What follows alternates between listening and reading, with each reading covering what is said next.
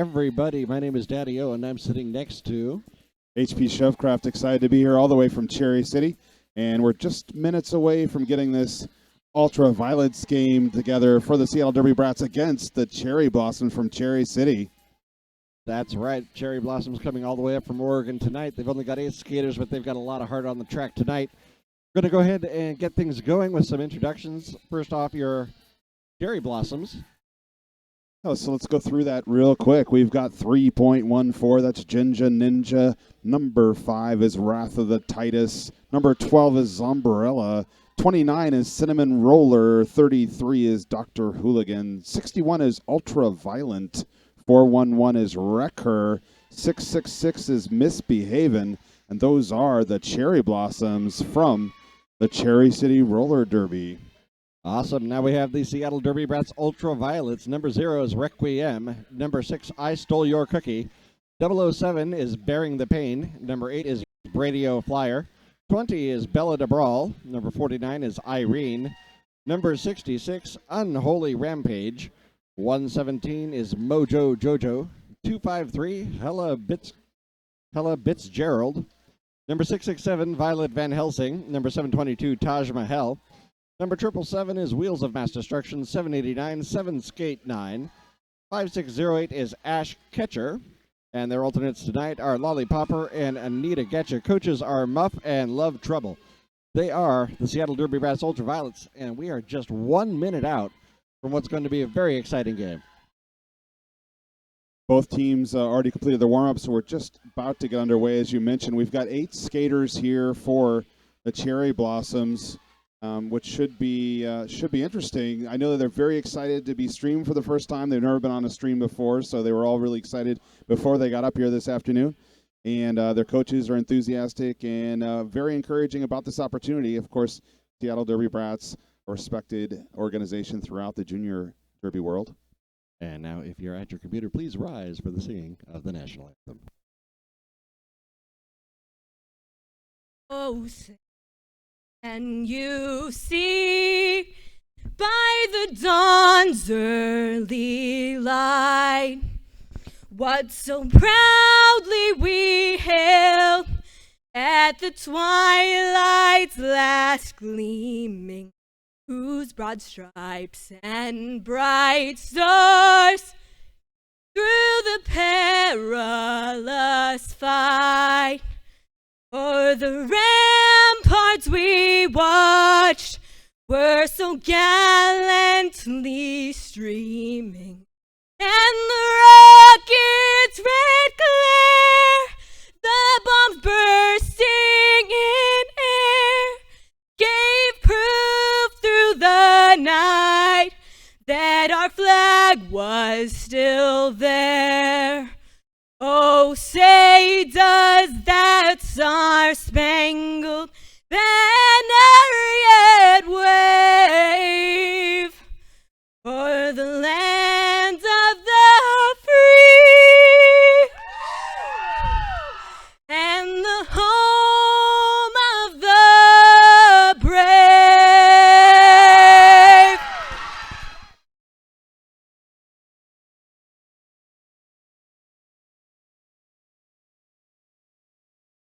A lovely singing of the national anthem. Looks like skaters probably have already had their gear checks. They are heading to their benches. This will be the first meeting between these two teams.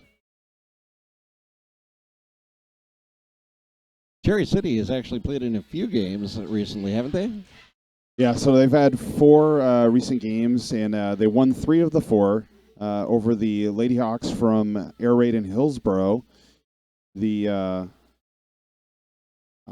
skaters from Bend, the Cinder Kittens, and then also the Pear Blossoms down in Southern Oregon.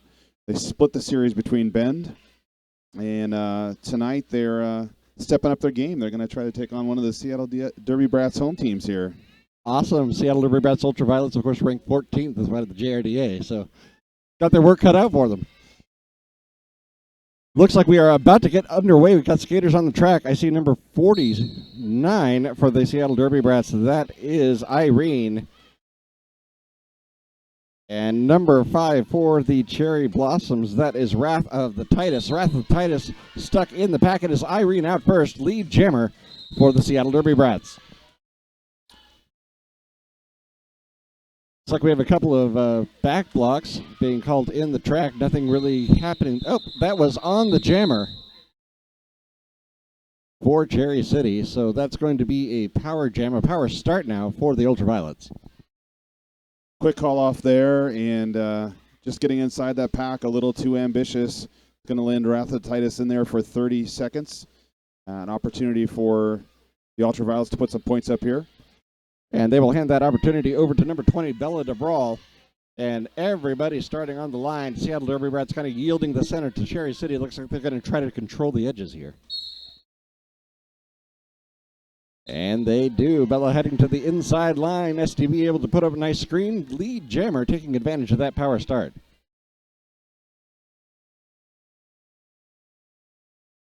And tries around the outside. Not able to land that little lateral jump. Has to recycle back to the jammer line. Tries on the inside. Nothing doing there. Finds some traction in the center. And some space to get through. Grand Slam. 5 points up for the Seattle Derby Brats. And now Cherry City Jammer back on the track. Ultraviolet with that hit there for the Cherry Blossoms. Recycling the jammer to the back of the pack.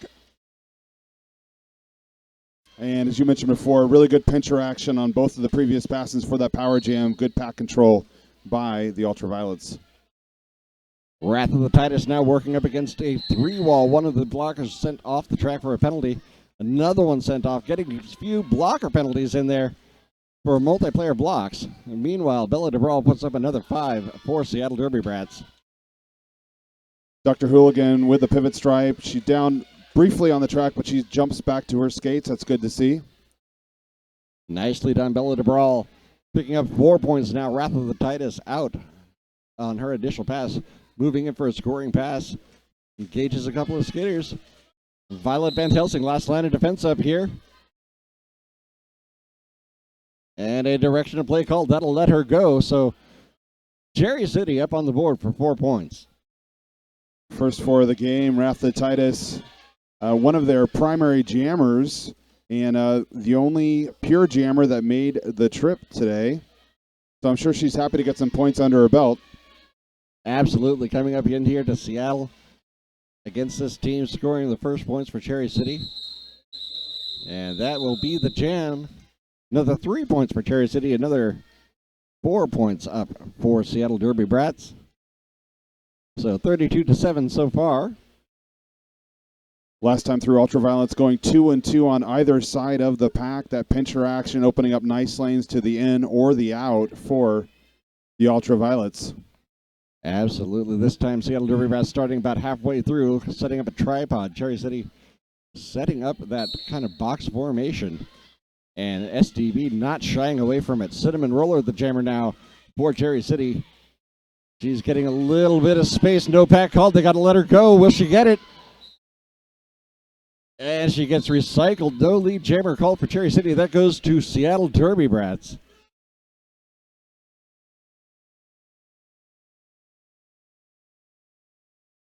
SDB still got skates, is the jammer working up against that wall, not getting much traction, finally has to call it off, but she will pick up 3 points. 4-1-1 for the Cherry Blossoms is Wrecker, and she had a couple of huge hits on the jammer, some very aggressive play there for the blocker. About a season away from aging out, so she's got a little bit of time left with the team. Well, a season is a good amount of time. That's a lot of derby that she can still play on this junior team. Got a lot of strength coming in here.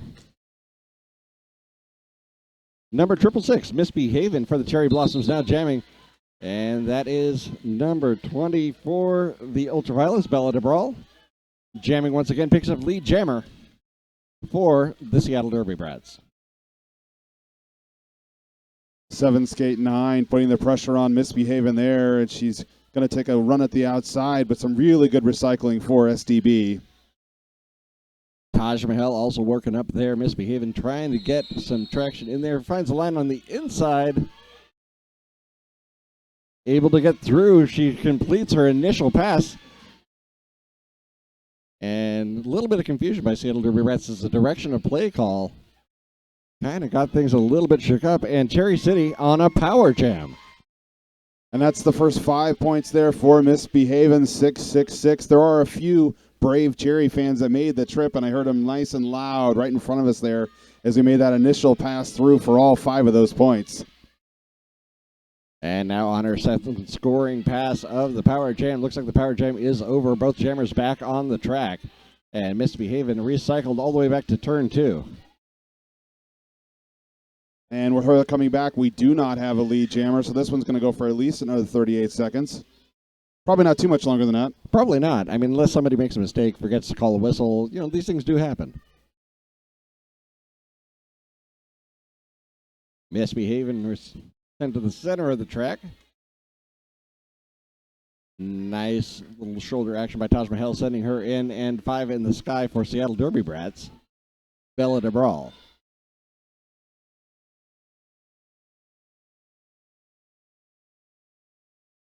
And that big hit was courtesy of Wrecker once again on that outside corner. She's doing a really good job of staying active and putting her body on the opposing jammer.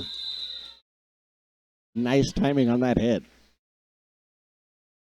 And that will end the jam. 54 Seattle Derby Brats, 12 for Cherry City. 16-17. Teach me to look at the scoreboard.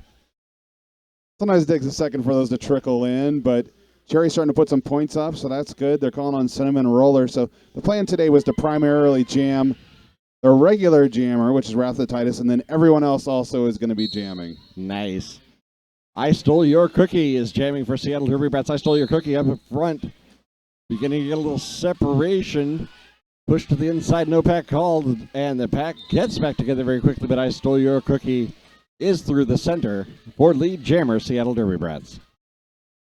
And in the thick of it, once again, Wrecker pushing space for Cinnamon Roller to try to get through. Wrecker very active on O and D so far in this one, Dave. Absolutely. Cinnamon Roller finally finds the land on the inside, keeps her skates in, completes that initial pass. Lollipopper, the jammer for Seattle Derby Brats. Interesting that the Cherry Blossoms chose to take that back wall with the SDB having the front jammer position. Getting forward might have been preferable in that situation.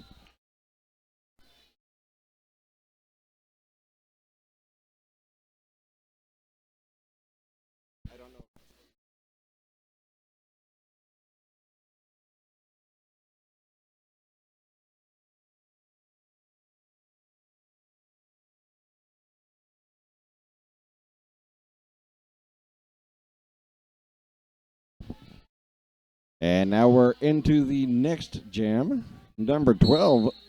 That's Zombrilla. Yeah, this is her first time out today. When she's not on the track, she's very passionate about farming. That's a great thing to be passionate about. I also love food.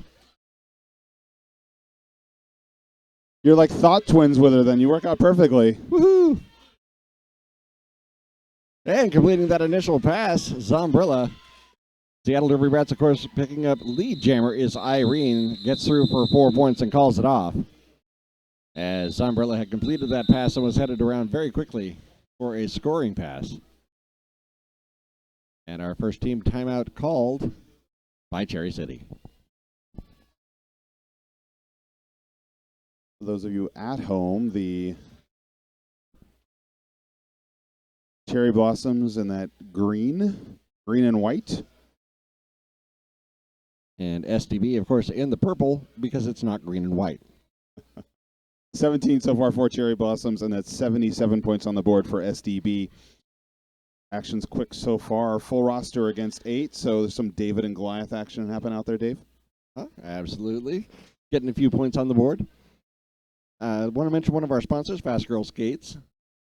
You can find all of your roller derby needs at fastgirlskates.com. And, of course, want to mention the Rat City Roller Girls, partners with Seattle Derby Brats, ratcityrollergirls.com. And we are skating in their lovely facility here, the Shoreline Derby Center. And that whistle will end the timeout. Skaters coming back on the track. Seattle Derby Brats down one blocker, so they'll have 3 against 4 in the blocker core. And SDB sending out number 20. That is Bella DeBrawl. And we're back to Wrath of the Titus for Cherry City. Bella DeBrawl saw that daylight on the inside line, took it. Wrath of the Titus also threw on her initial pass. Bella DeBrawl now on a scoring pass, a 4-wall of green and white. Finds a seam, gets a shoulder through, took to the ground, but got through, picked up her 4 points, and called off the jam before Wrath of the Titus able to do much score. One of the interesting things about that time through is that the Cherry Blossoms working to incorporate a 3-1 into their standard plan, but they were 4 across. There might be some coaching conversations when they go back to their sideline. That is possible. A 4-wall, great defensive strategy. Of course, a lot of people moving into a 3-1 or into the tripods almost exclusively these days. As you can see right there, Seattle Derby Brats are doing one. Misbehaving jammer for Cherry City, but that is number 49, Irene. And she is the lead jammer for Seattle Derby Brats. Some clear communication going on from the pivot out there in the form of light screaming. Just a little light screaming. Misbehaving now trying to get past that tripod of Seattle Derby Brats. And that is a tough road. Irene now against all 4. Nope, there is some help with the pivot coming off the penalty bench. Breaks a hole through, and Irene will follow. Really good offense there for SDB, punching that hole in the wall, and she did a great job of timing that, so there was just that minimum amount of time there between the jammer and contact.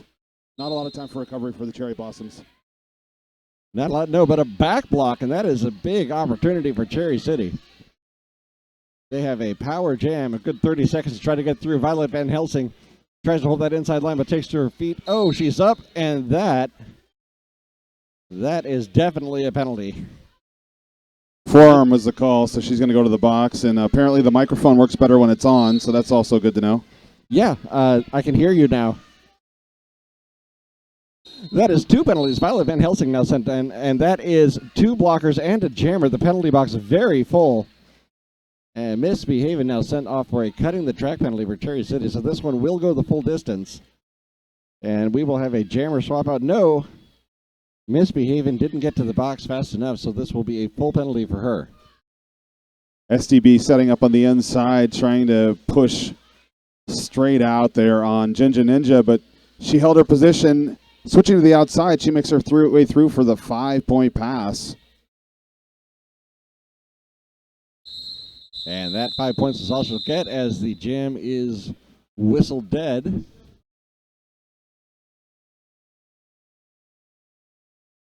Clock ran out on that one. But as a result of all those penalties in the last jam, SDB starting 1 short in the blocker line, and Cherry City unfortunately setting up 1 short on the jammer line. Full wall, no star. Oh, nicely done. A beautiful shoulder there by Wheels of Mass Destruction, punching a hole in that wall over here on the right side. Tried to do it again, found a seam on the outside, but Cherry City able to recover a little bit. She had to get a little bit more distance there before getting through, and now Misbehaving back on the track. Wrecker and Mass.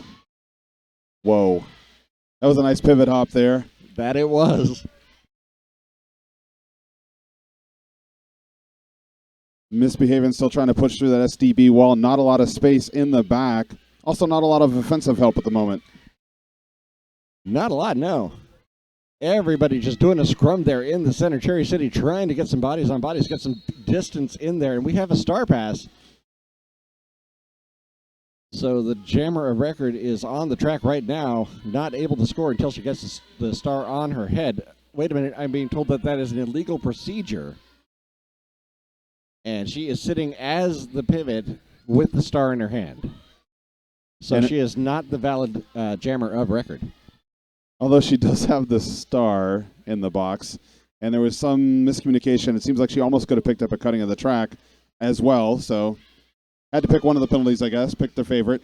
Yeah. I think it depends on what word it's going to spell on the penalty board.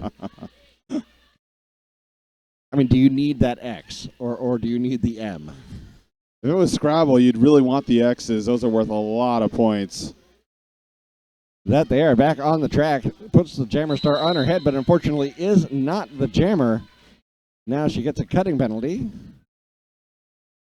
And that she's going to have to skate all the way back around the track. And Wrecker a little confused there. She skated through the middle, almost made contact with the ref. Fortunately didn't. And then realized she passed the point of no return. And she's working on getting around as we go in between jams here. So Cherry's not going to feel the jammer again this next one, Dave. No, they have to feel the jammer, and they can feel the jammer because she is the pivot, not the jammer. I'm not sure if they've worked all that out yet, though. They're doing it over there. Alan, your grill, he's a great ref. Calls an official timeout to sort everything out.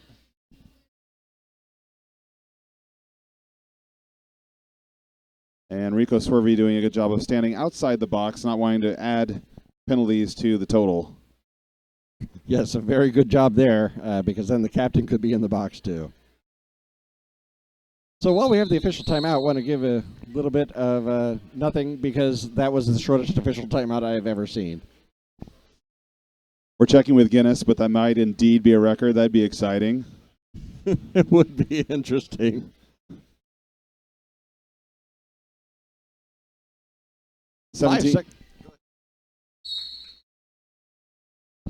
Okay, whistle blows. There we go. And Seattle Derby Brats picking up the lead jammer, Bella DeBrawl, forcing her way through on the outside. And there we go. Number 61 by Cherry Blossoms, Ultraviolent, jamming against the Ultraviolets.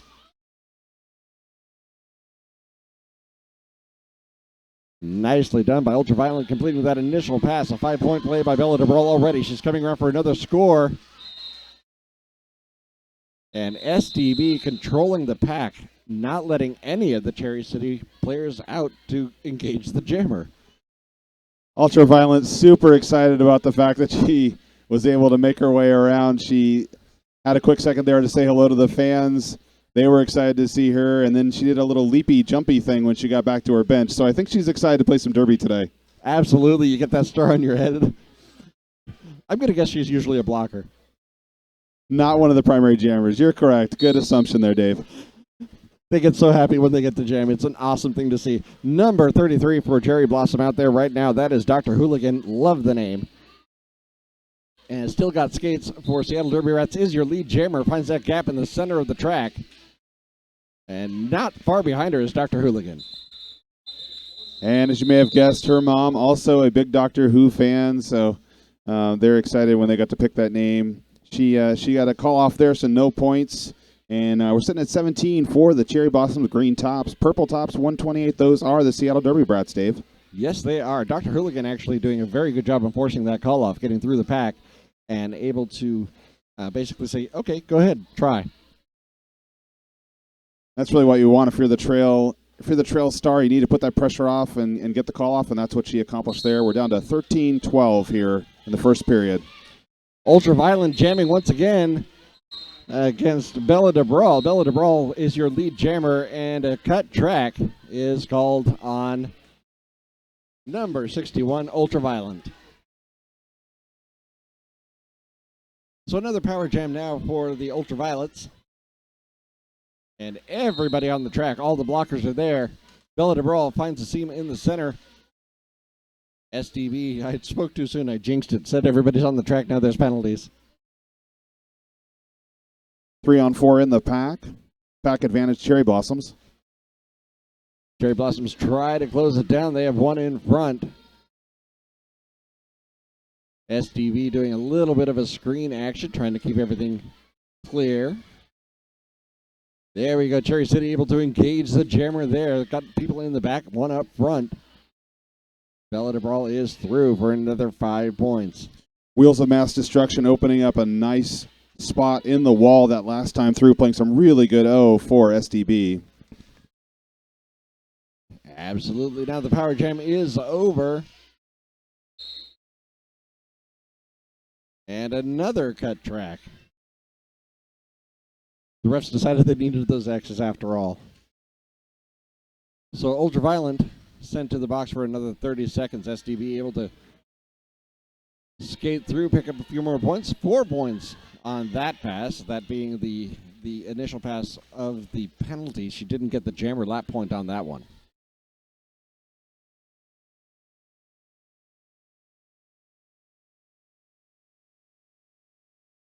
And there we go, another 5-point pass as penalties starting to go up a little bit. Wheels of Mass Destruction will go and take a seat. And a low block called on SDB just as that jam ended, so I think we're going to have a power start for Cherry City. And I'm sure they're excited about that. Coming up today, they came up with 8 skaters. They've got 1 primary jammer, if you're joining us a little bit late. So the Cherry Blossoms hoping to keep as clean as possible in this game. They want to try to go for the full 60 minutes, and I know that a couple of their skaters have spent a little time in the box already, so something to keep an eye on. Also endurance in a situation like this. It'll be interesting to see what that penalty board looks like at halftime. Interesting. A very neutral word that can mean so many things, Dave. It can. I'm always interested to look at stats, though. In fact, I love announcing when I have the ability to actually see stats, because well, this jammer did this many times, and it's fun. Maybe more fun for me than it is for the people at home to listen to, but I enjoy it. We have a team timeout on the track called by the Ultraviolets, and now I can actually say things like, thanks to our trainer Rashmi from the Sports Medicine Clinic for being out here. Sports Medicine Clinic, of course, partnering with Seattle Derby Brats for several years out of the Children's Hospital, supplying their medical needs, also some training on concussions, and some sports medicine things and how they are able to stay healthy while skating roller derby. It's awesome when you can create those partnerships with your sponsors, those strong relationships locally. Ultraviolets, as I mentioned, have the power jam. There they go. That is Cinnamon Roller. Cinnamon Roller now heading up front. Cherry City doing a little bit of passive also, but Cinnamon Roller having to do the heavy lifting, trying to find a way to do so. Push to the inside. Nice wall by Cherry City holding that back. Not able to recycle her very far.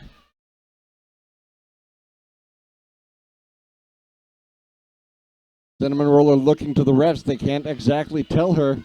Stands up, and there is the cut track.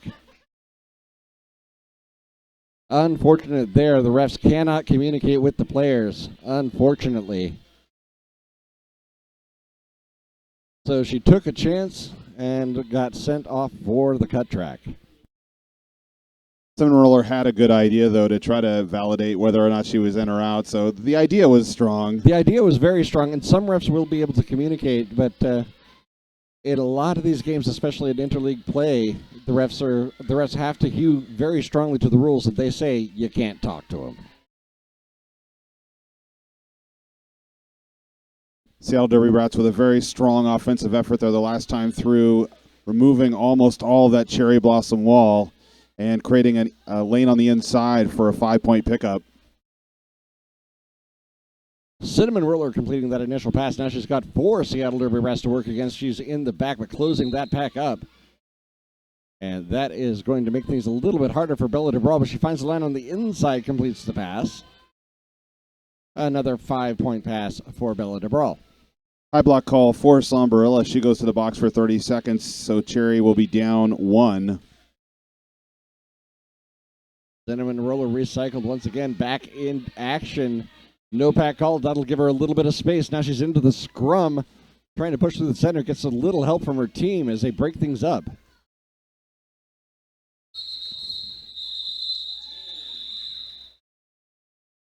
And time ran out on that one. Cinnamon Roller, unfortunately, not able to pick anything up. She worked hard on that, though.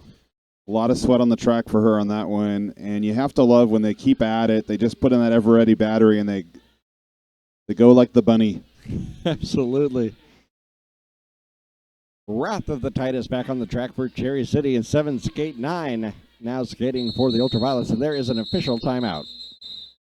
And the skaters, for a second, thought that was the whistle to go. Jam ref was conferring with the scoring table, so now we're able to go.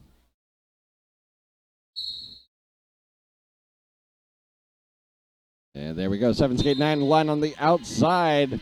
Got her hips around, got her feet planted, and able to push in. A multiplayer block now called on Seattle Derby Rats. That will lighten things up. Violet Van Helsing takes the call on that one. Wrath of the Titus out on her initial pass, and a pack advantage right now favoring the Cherry Blossoms. 7 skate 9 gets on through. Picks up her 4, calls it off. Nothing picked up by Cherry City. And that's 17 for the Cherry Blossoms, and the green tops or purple tops are the Seattle Derby Brats Ultraviolets, and they are at 190 as we get down to about 7:40 left here in this first period, Dave. Just about.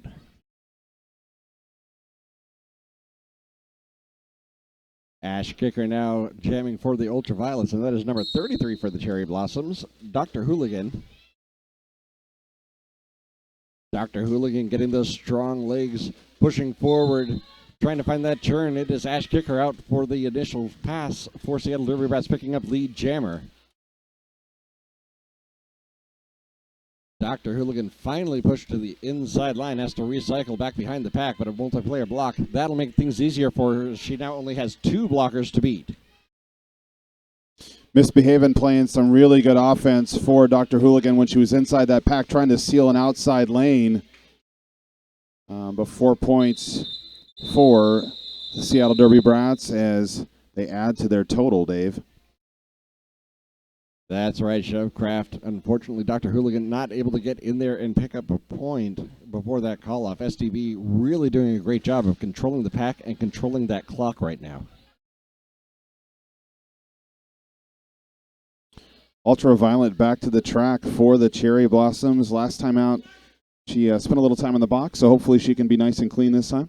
Yep, picked up a couple of cut track penalties. I'm sure she had plenty of time to think about that one. More time than she wanted. Bella DeBrawl jamming for the SDB. Push to the outside. She'll have to recycle.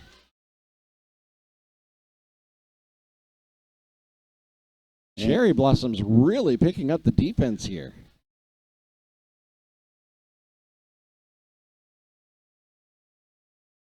Held on for a good 30 seconds there before lead jammer was given to Bella DeBrawl of the Seattle Derby Brats.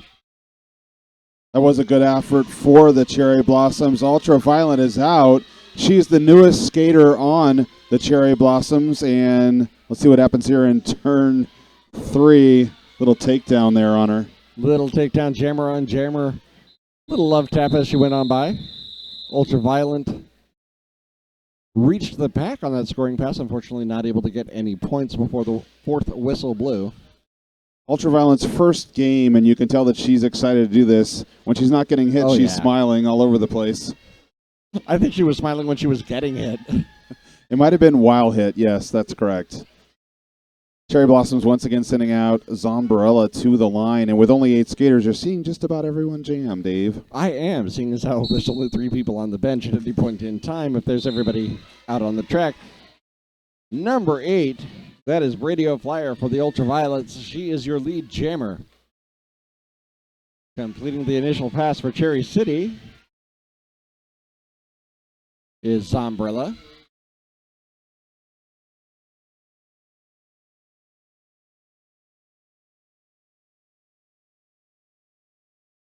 Nice jump there by Radio Flyer.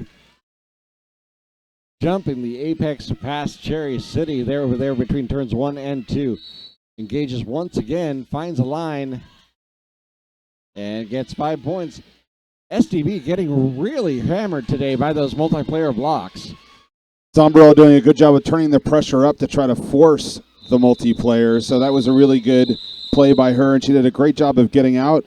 Not a normal jammer, but doing a pretty good job with the star in that situation. That she did, picking up 4 points for Cherry City, the first score for them in a little while.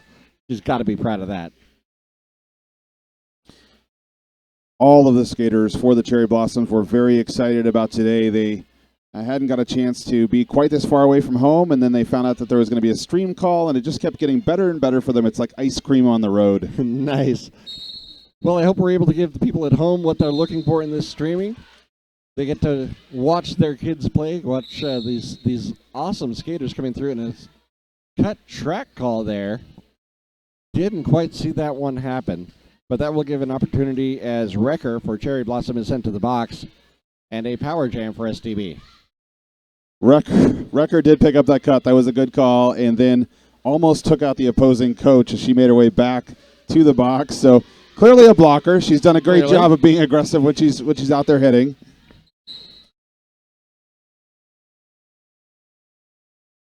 And another 5 in the sky for Seattle Derby Brats.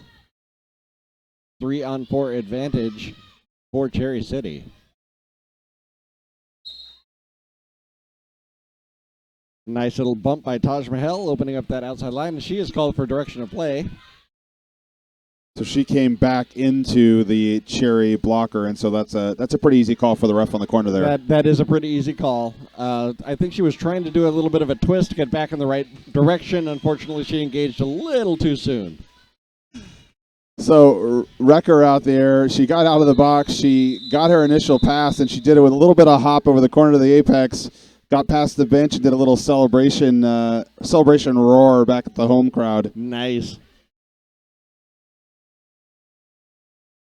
You can look at the Cherry City bench right now. They are really happy just to be here skating and really seem to be enjoying this. Of course, the same could be said for Seattle Derby Brats. All of the skaters out here. And oh my goodness, look at that penalty box right now. There is only one blocker on the track for Seattle Derby Brats. Lead jammer, Cherry City. Zombarella doing a great job of pushing that last line of defense and grabbing that lead spot.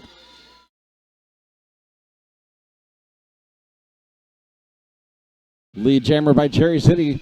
SDB jammer is on the track. There goes scoring past 4 points in the sky. And there goes the call by Cherry City. She will also pick up 4 points, so a 4-4 push. Wrath of the Titus for the Cherry Blossoms with a really nice takedown there in turn 4. Normally a jammer, but clearly comfortable with the positioning necessary to be a very successful blocker as well. Nicely done by Wrath of the Titus. Once again on the line for Cherry Blossoms, that is Dr. Hooligan with the star. And number 6, I Stole Your Cookie for SDB. And it is I Stole Your Cookie crawling through the center of the pack to get that lead jammer. Not exactly crawling, because if your knee is on the ground, you're out of play, and passing those wouldn't get you anything. So she was doing kind of this 3-point walk. That's fair. Dr. Hooligan trying to push her way through. She's getting a little help there from Cinnamon Roller, and she's up against that trio of blockers there for SDB. A quadruped, a box, whatever you want to call it. 3 + 1. I don't know. It's a lot of math for an announcer. It is. What do you mean? There's more than 3 blockers that form formations? I don't get it. It's new. It's the new math.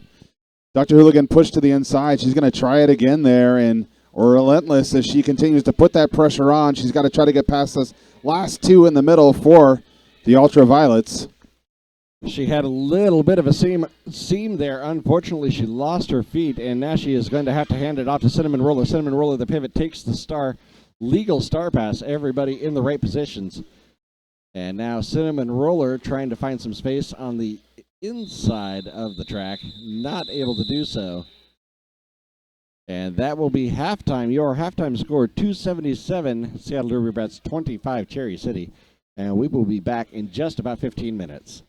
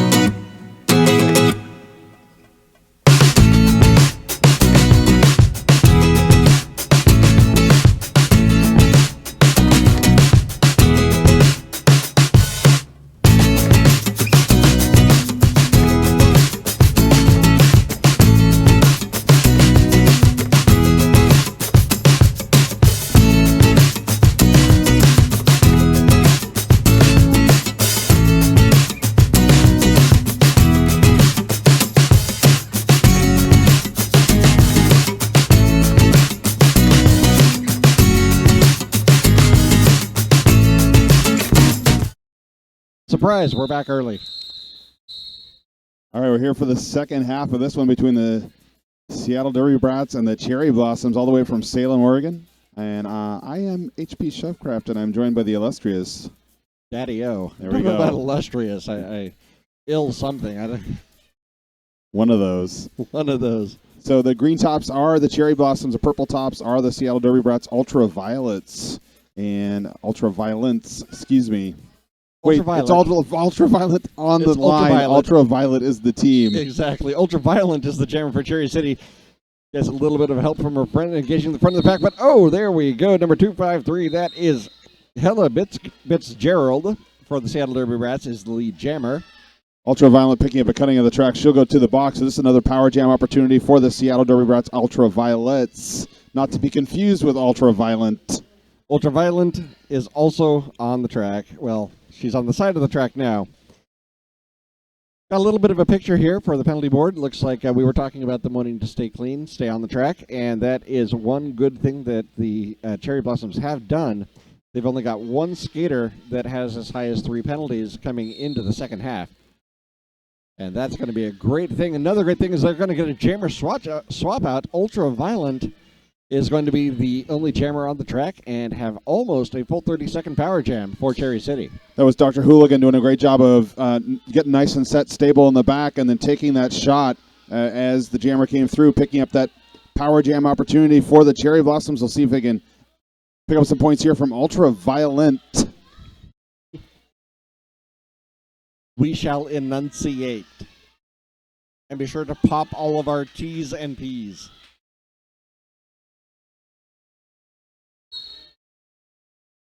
And another back block call. That is going to extend the power jam. Ella Fitzgerald sent back to the box. That will be a full 30-second penalty.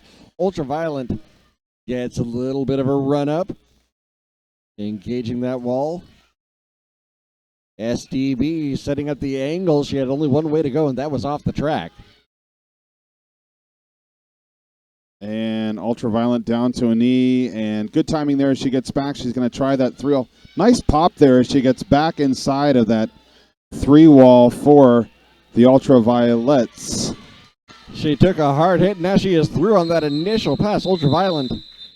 And that, unfortunately, is the end of the jam, but she is able to get that initial pass. She worked hard.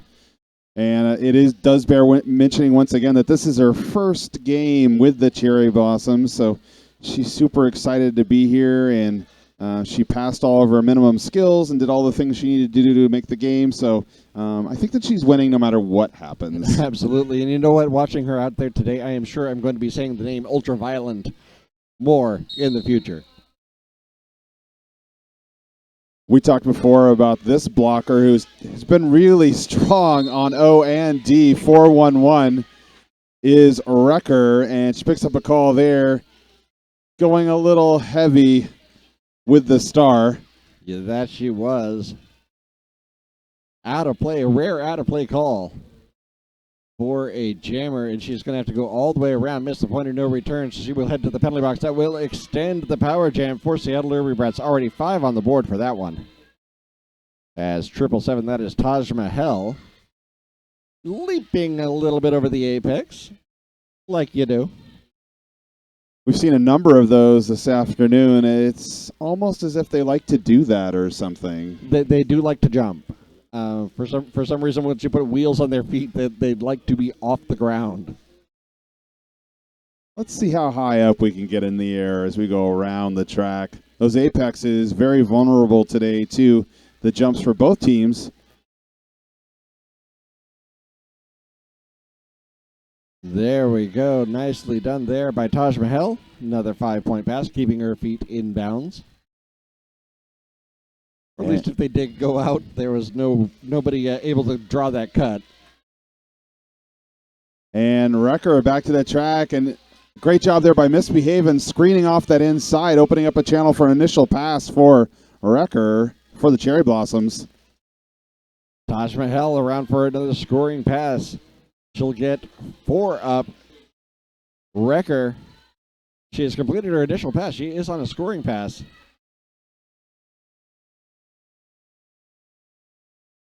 Tries the inside line. Gets one hit. Decides she's going to recycle. She kept her feet in bounds. She could have stayed in. And that was Wrath of the Titus with a great track down there on that outside line. She forced her completely out of bounds and was unable to stay on her skates, but that would have been a 5 out of 5. Even from the Russian judges, they would have loved it Absolutely. too. That would have been great. Yeah.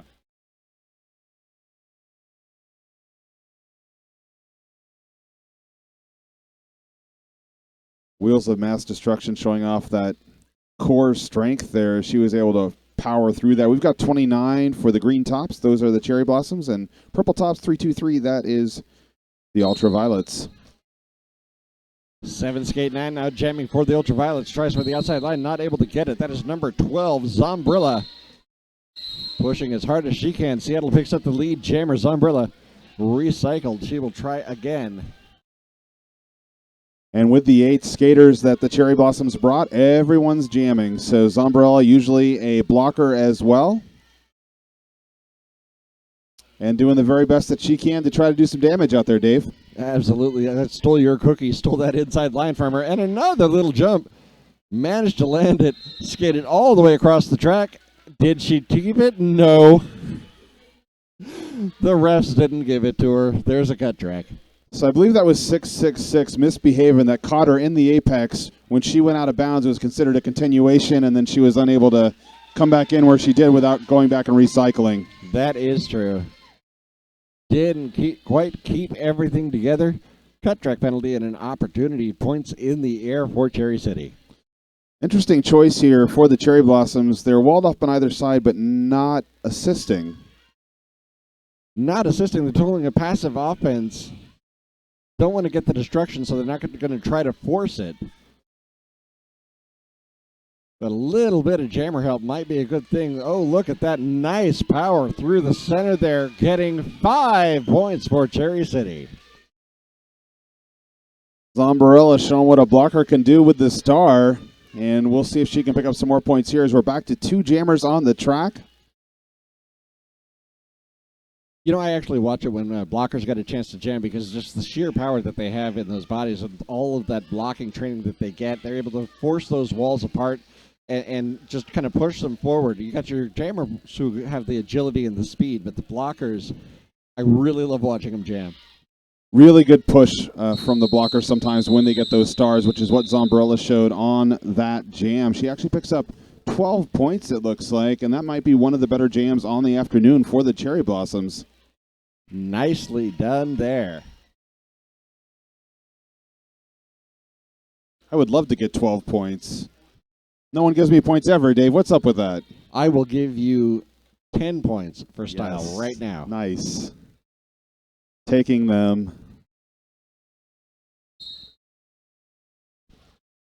There we go. Oh, very quickly.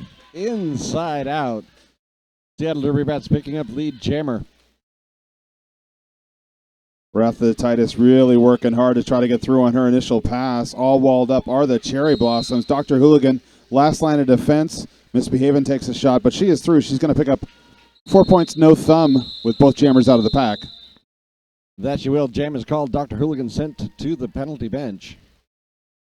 So Cherry City going to be without a pivot for the start of the jam and an official timeout called. Mojo Jojo. Say that name 3 or 4 times fast. That name 3 or 4 times fast. All right. That's fair. I'm a dad. I'm allowed. No kids. Go ahead. Tell me you're hungry. All right. It looks like we've got 1 blocker in the box, and you've got something to share, Dave. I do. Did you know that the JRDA champs are coming up in July in Lincoln, Nebraska? And the Seattle Derby Rats Galaxy Girls are the reigning JRDA all-female division champions and will defend their title in Lincoln this summer. That's pretty exciting. That is very exciting. They're currently ranked number 2 in the JRDA, heading to Lincoln to defend their championships. And 5 teams out of the Northwest got invited to the female, a couple also for the open division.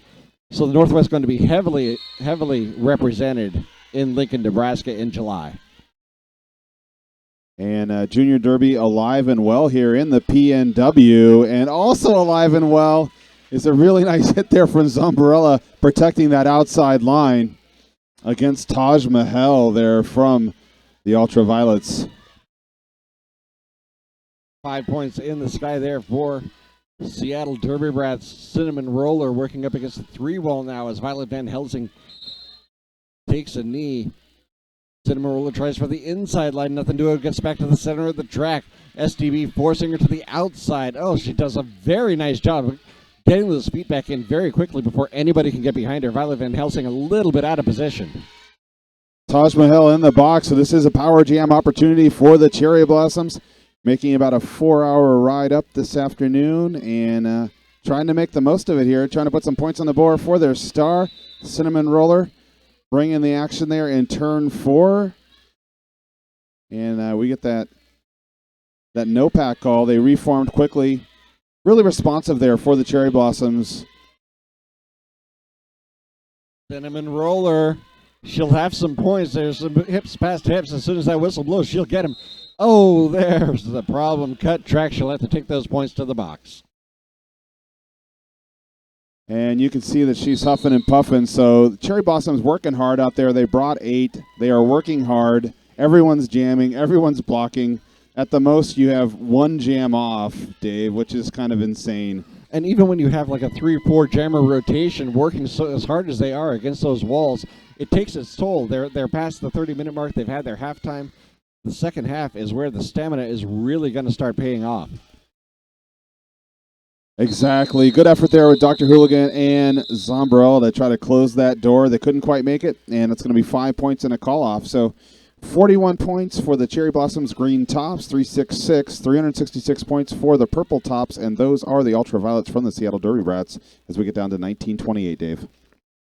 19:28 to go. Sitting here with HB Chevcraft in the Shoreline Derby Center. And this is really a nice location. I haven't been here before, but I'm impressed. The home of the Rat City Roller Girls, yeah. Rat City plays here, so does Jet City. So when Rat's playing, it's called the Rat's Nest. I believe they are still doing that. And right now, Seattle Derby Rats picking up lead jammer. Rat's Nest. Who wouldn't want to hang out there, right? That sounds nice.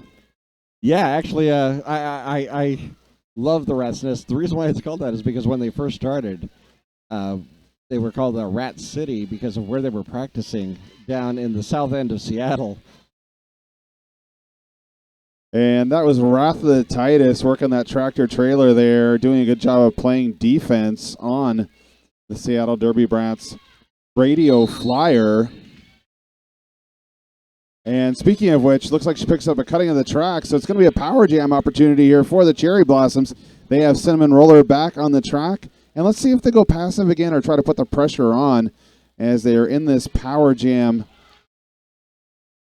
No pack call. Very dangerous move there. Almost a destruction of the pack as she went to go join her cohorts and, destroyed the pack. Yeah, I've seen the Cherry Blossoms go backwards a couple times this afternoon, and fortunately it's been inside of 10 feet. So that's always helpful. Cinnamon Roller really chugging along out there. And wisely getting off the track that time. She kept her head. And there's the cut track. Didn't see the last one. And there we can see as she is skating around, those hits are taking their toll. Cinnamon Roller definitely looking a little exasperated there as she went to the box.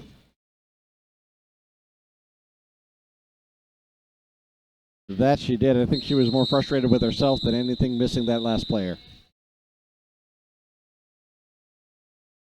And there's a lot to kind of keep straight there as you're skating harder than you usually have to skate. It's the second half against a team that you're really excited about taking on, and adrenaline pumping and all that sort of thing. And then they keep on giving you the star. You're going to the box, you come back out. You go into the box, you come back out.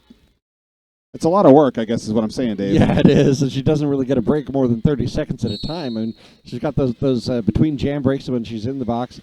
But I think this is now her third jam, isn't it? That sounds about right. She's definitely getting her miles in here. She's She's trying to get her breath back, and the fresh skater out there is number 0, Requiem. That is correct. The Ultraviolets. Requiem out there. Cinnamon Roller now standing up in the penalty box. We're going to have to see if she goes for that star pass. I would imagine she's going to. They have Dr. Hooligan, a very strong pivot. 5 points awarded the last time through, and some good recycling there for the Cherry Blossoms. And it looks like no star pass because Dr. Hooligan's going to go to the box. That is unfortunate. Cinnamon Roller already had the star in her hand looking for that pass. And now she engages the wall without the star in her head, keeping it in her hand. When and if she gets back to the bench, I think she might do a little celebratory dance as she gets off the track after 3 or 4 minutes in a row here. You mean I get to sit down? Zombrella with that big hit on the outside for the Cherry Blossoms. Really good positioning, really well-timed hit there for her. And now a timeout called by Cherry City.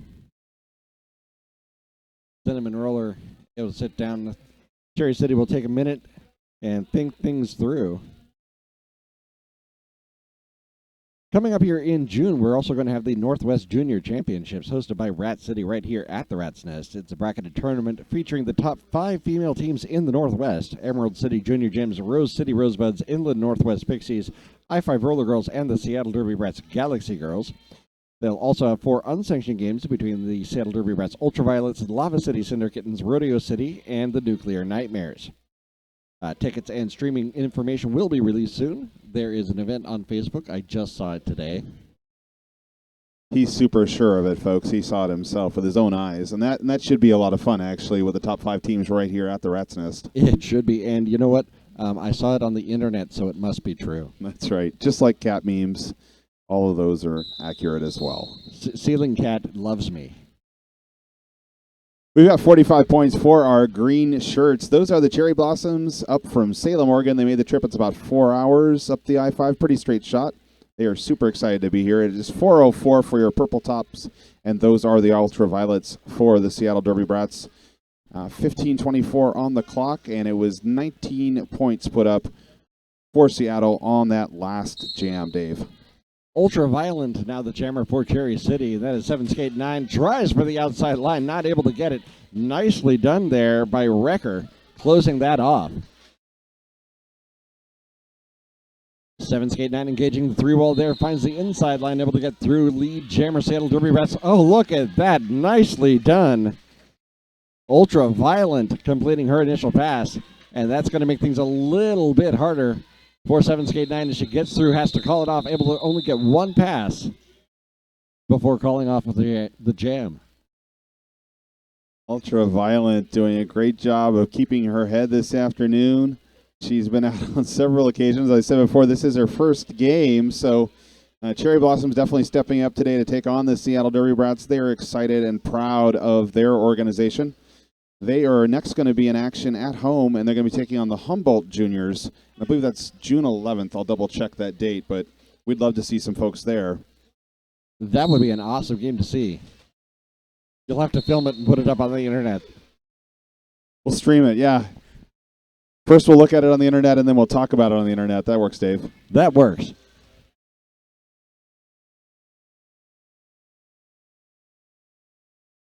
And there we go. Number 12 for Cherry City. That is Zombrella completing her initial pass. After Mojo Jojo completes a scoring pass, and she is going to go on through. They're giving her the green light. Telling her to go. Zombrella hits that 4-wall hard and starts churning those feet, pushing everybody forward, trying to get that separation. One of them peels off. And they're, nicely done by Zombrella, keeping her feet in bounds. And that's 5 more points awarded there for Mojo Jojo of the Ultraviolets.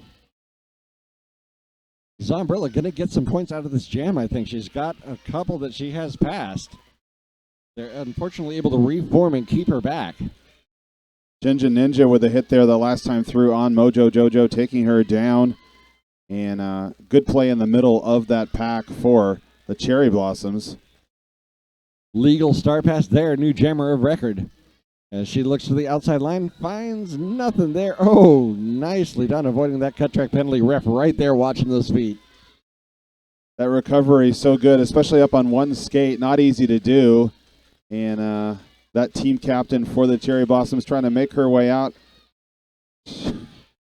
She thought she was lead, but I don't believe she was since she was past the star. Nope, and a cut track. Unfortunately, she did not get her feet in on that one. Looks like she straddled the line, and that'll be a cut track just about every time you do it. Ratha Titus with a big hit there on Mojo Jojo, but she made her way through, picking up, I believe that's 4 plus a thumb, and yes, the angle's bad, but it was 4 plus a thumb. 34 points on that jam for Mojo Jojo. Just about 12 minutes left to go, Chefcraft. This has been a good one. It's nice to see the Cherry Blossom stay in good spirits after making this trip with their 8 skaters and going hard. The penalties so far have not been an issue. It does look like, knock on wood, we're going to get through 60 minutes of play, so that's exciting. Illegal procedure called. She didn't quite get there. She got onto the track, but she was straddling the jammer line, so an illegal procedure, not sent back off the track. Luckily, or unluckily for Cherry City, depending on how you want to look at it, they will have all 4 blockers available during the jam, though. And interestingly, the Cherry Blossoms getting some coaching from one of their super fans out there, Eco Terrorist from the women's team at Cherry City, giving them some direction on where to position themselves on the track. So that's always helpful when the adults are helping out. Absolutely. Misbehaving, tried to close off that line, but airborne went the Seattle Derby Brats, jumping the apex between turns 1 and 2. Nice hit by Cherry City. That'll force a call off. Wrath of the Titus with that time shot in turn 4. Really good patience to try to make that push out. And we're down to 10:49 here for those of you at home. We're happy you joined us. Green tops, those are going to be the Cherry Blossoms up from Salem's capital. Actually, it's Oregon's capital. It is Salem. And purple tops are the Ultraviolets from right here in Seattle. Well, Salem is Oregon. There's no other important cities down there, right?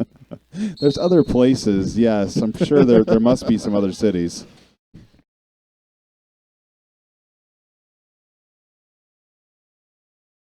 Yes, and you can't pump your own gas in any of them. I'm okay with that, actually. I never much cared for pumping my own. Ash Kicker gets lead jammer for the Seattle Derby Brats. Ultraviolent recycled. Bella de Brawl stretching things out. Now they've got a 4-wall there for her to deal with. Oh, hits it dead center. It looks like she took a shot to the sternum. Violet Van Helsing with that big shot on Ultraviolent. And Violet Van Helsing, of course, skates for the Ultraviolets. I wonder if any of them play viola. That would be a nice addition, yes. If we could get some more V's in, that would make our whole afternoon. I'm not going to do the speech from V, mainly because I don't remember any of it. They brought that back. They rebooted it. They did. So we have a team timeout called by the Ultraviolets. Going to have a little bit of a minute to talk about it. And we've got the, did you know we have the Junior Olympics coming up this summer? Right here in Seattle? No. It's going to be in Lincoln, Nebraska, right after Champs. Oh, okay.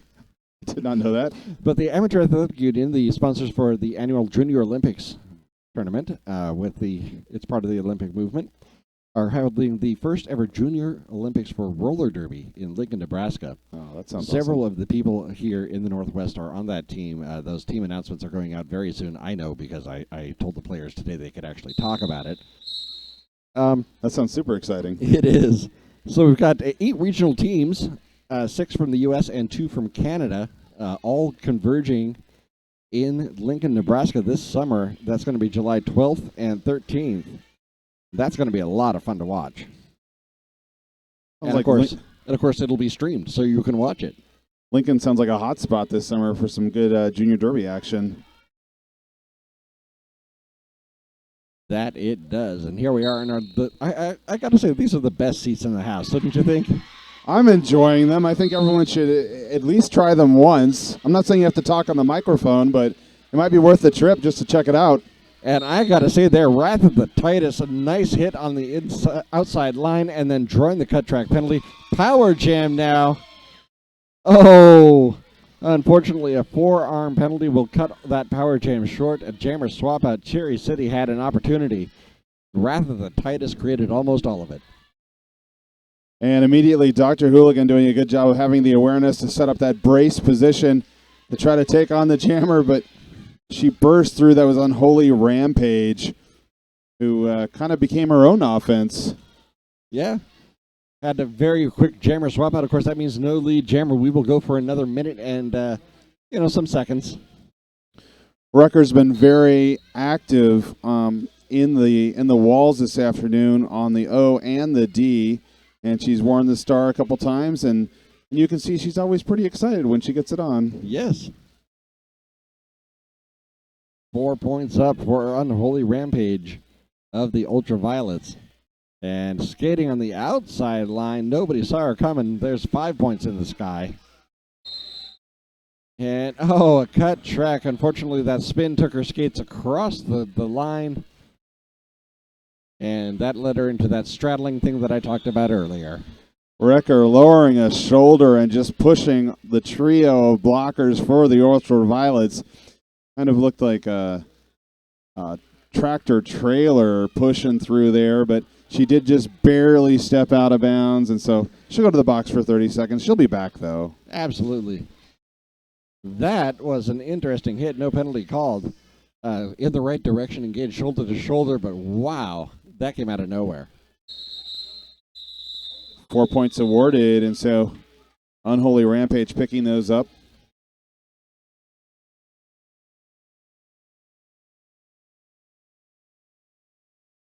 And it looks like we're going to have a power start for the Ultraviolets.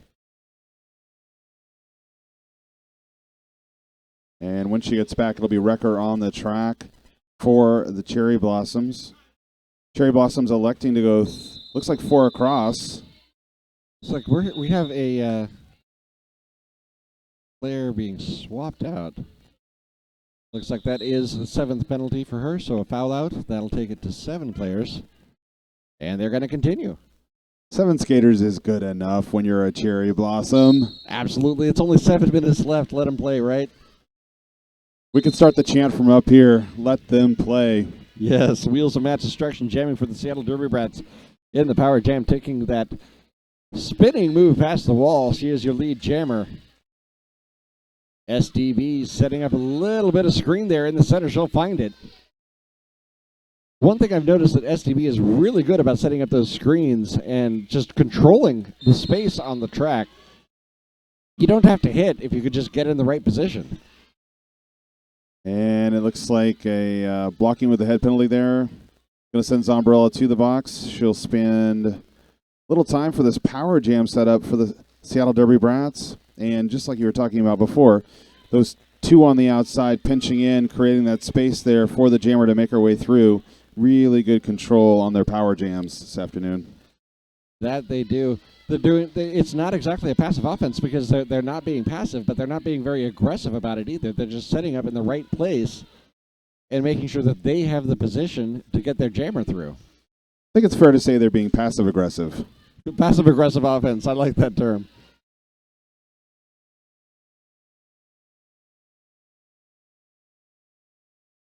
And Zombrella back to the track. She's trying to push through those 4 at the front for the Seattle Derby Brats. Splitting them in 2 and almost making her way out. She's got 1 to beat. And now the wall's back together. Nice work on recycling there. That'll probably lose. There was a little bit of a direction of play call. So that will complete the initial pass. And Dr. Hooligan with a big hit there. Opened up some space for Zombrella. Pushed out on the inside. Pushed to the inside by Hella Fitzgerald. Hella Fitzgerald controlling the inside line. Now she's got 1 to beat up front. There we go. She's through. 5 in the sky for Cherry City just as the jam ends, so they will have a power start as well.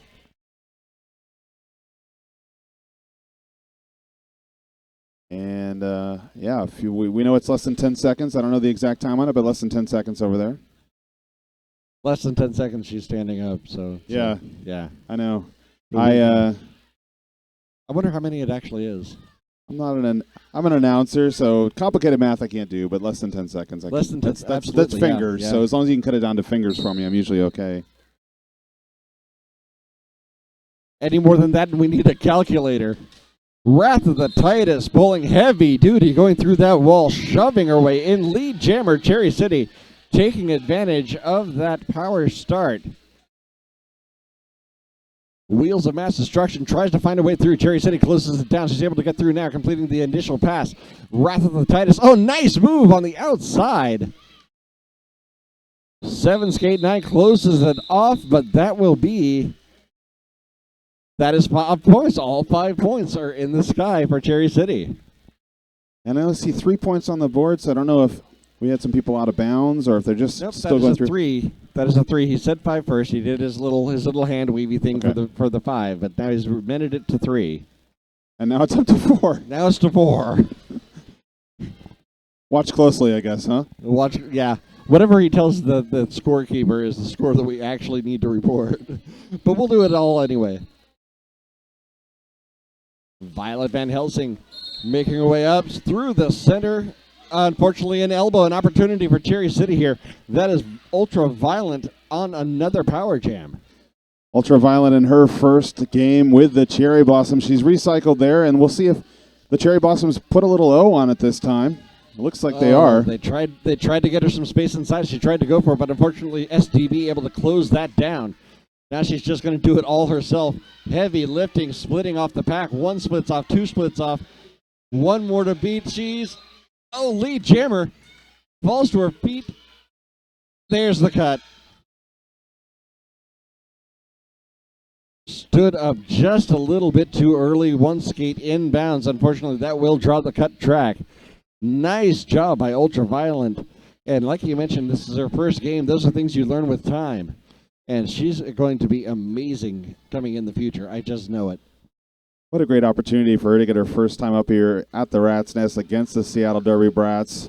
Something definitely for her to remember and build off of. And hopefully that's true for the whole team as they head back down to Salem this afternoon. You know, I got to say, I've been seeing some great play from this team. The scoreboard does not show the things that they are able to pull together. You can tell that as the game is going, they are learning. They're putting together walls in different ways. And they are really just putting all they can out there on the track. Wrath of the Titus getting aggressive there with a down skater, and so she's going to get the call and go to the box. But you have to love the moxie. You really like to see those hits being laid when the opportunity presents itself, Dave. Yeah, you do. Ultraviolent called for a cut track penalty. So she is going to head back to the box. Violet Van Helsing on the power jam for Seattle Derby Brats.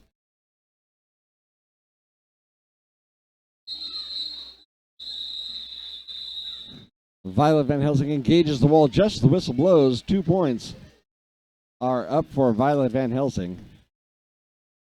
And no more for the Cherry Bombs. And I think we've got 1, maybe 2 jams left. A little over a minute left to go.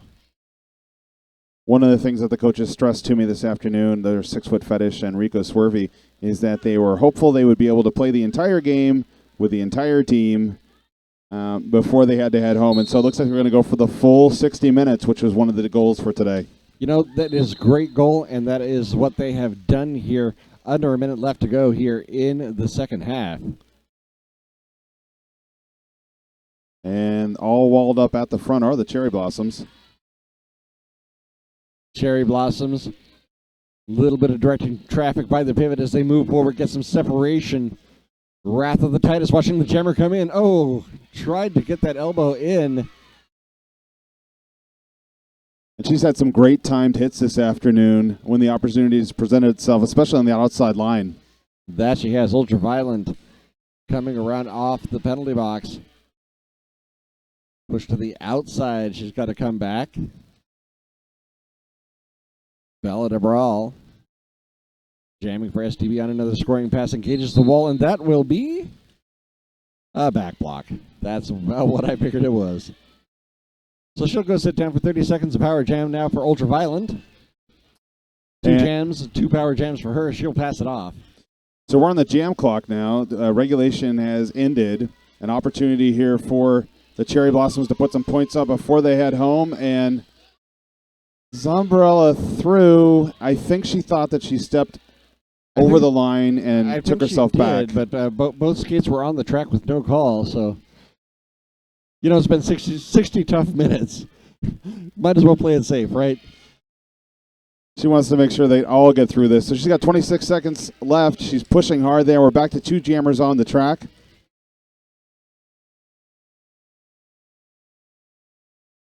Bella DeBra back on the track. Zombrella takes a tough hit. Not pushed off to the outside. There they go, pushing her off the outside. And that is a direction of play. Out of play call. Interesting. And that is the end of the game, your unofficial final. 564 for Seattle Derby Brats, 57 for Cherry City. And I know that the leadership for the Cherry Blossoms want to make sure that we send a big shout out to the Seattle Derby Brats Ultraviolets for helping them to set this game up. They were all really excited to make the trip today. They accomplished their goal, which is they came up with 8 skaters. They all got through the game. We had one person picked up 7 penalties, but we got through the game, and that was the goal. And great experience for them to take back and build on when they go home to Salem, Oregon this afternoon. Oh, you know it. And you can tell there are still smiles on those faces over there. 60 minutes of hard derby fought by those 8 skaters of Cherry City. So that is now official final, 564 to 57.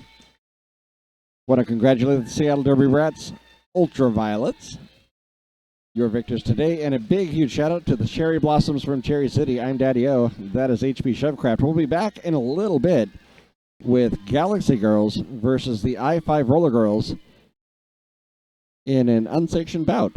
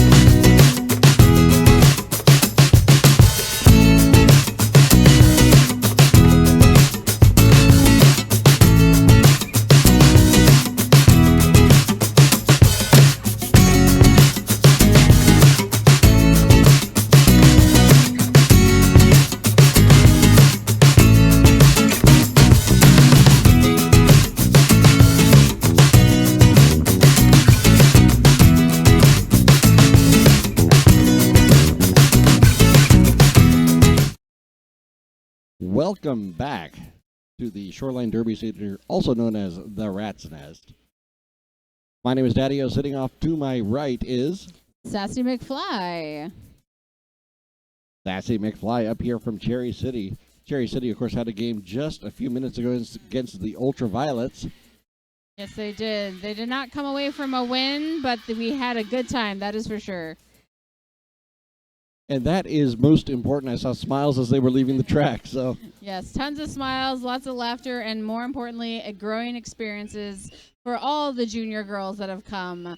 And I'm excited to see some growth and experience from the two teams that we have today, the Seattle Derby Brats Galaxy Girls and the I-5 Roller Girls. two teams with a little bit of history here in the Northwest. Definitely. Battle for Seattle is one of the refs said before the bout That's started. what it has been for years. For years, it has been I-5 dominating that matchup. But last year, Seattle Derby Brats able to get the win at Champs, also able to get the win at JRDA National Championships. So right out there on top. And I-5 looking to take them down here in just about 30 seconds, I would imagine. Both jammers are now on the track. That is Maya Sagos on the track for I-5, and Aqua Knock You Out for the Galaxy Girls. Yes. And it's I-5 that's up to the pack first, but it is Aqua Knock You Out who's ahead in front and gets lead jammer. Aqua Knock You Out engages up against Watson. Watson not able to hold, gets a penalty. Aqua Knock You Out now on a scoring pass, bumped to the inside by Afro Jammer. Afro Jammer, a borrowed skater by I-5, normally skating for the Mob City Misfits.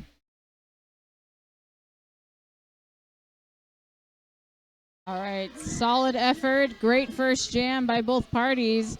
For the Galaxy Girls, 15, Threatening Thunder. And number 2 is Green for the white team.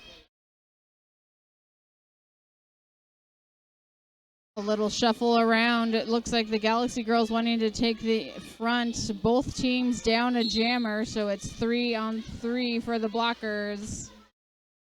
3-on-3 in the blockers. Threatening Thunder getting a little bit of separation on that tripod, trying to spread things out. Left and right. Marilyn Manslam closing off the inside line, pushes her to the outside. Sierra Sagos closes off that one, and they're able to reform up front. Last line of defense is Marilyn Manslam, pushes her to the inside. Lead jammer, Alora Green for I-5. Threatening Thunder finally out of the pack just as Green starts to come up to the back. She falls down and calls it off in turn 2.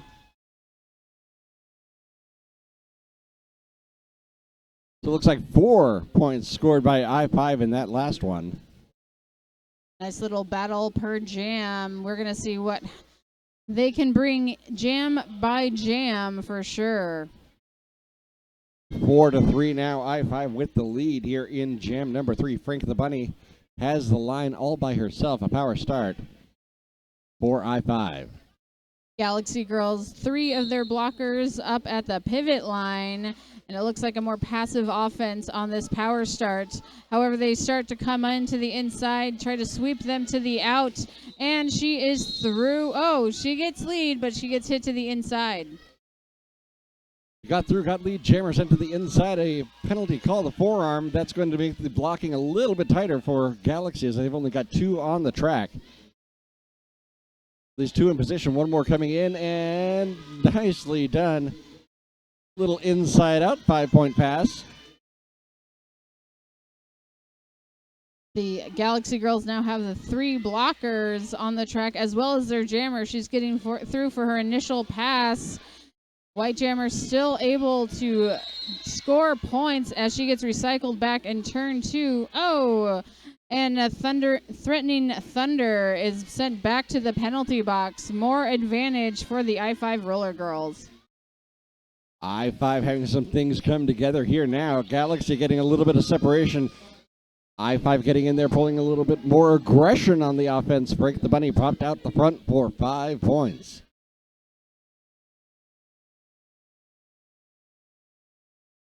Mad Taco directing traffic. Afro Jamray Martial Law closing off the inside, giving the screen for Frank the Bunny. She'll pick up 5. And she calls it off as Threatening Thunder is standing in the box. But it's always beneficial to have a power start. And on this power start, it looks like they are sending in number 26, M. Sagos. Yep, that is Maya Sagos. Her sister Sierra also on the team. Yes. Little bit of a mix of real names and derby names here on both teams. Yes, I saw that down at the Big O tournament in Eugene a couple weekends ago. Nice change in athleticism for roller derby. Maya gets through, gets lead. She hits down, but she's back up and skating as Threatening Thunder is out of the box coming up for her initial pass. Both jammers are up against a 4 group of blockers. Group of 3 now, I-5 getting separation. There we go, Threatening Thunder on the inside line, completing the initial pass. 4 points in the sky. That was a scoring pass for I-5. And lead jammer, of course, held by I-5, so they're going to call that off. And smartly so. SDB held scoreless in that jam. 4-point advantage for I-5, 23-3. Very quickly here for I-5. Galaxy gonna try to bring that back.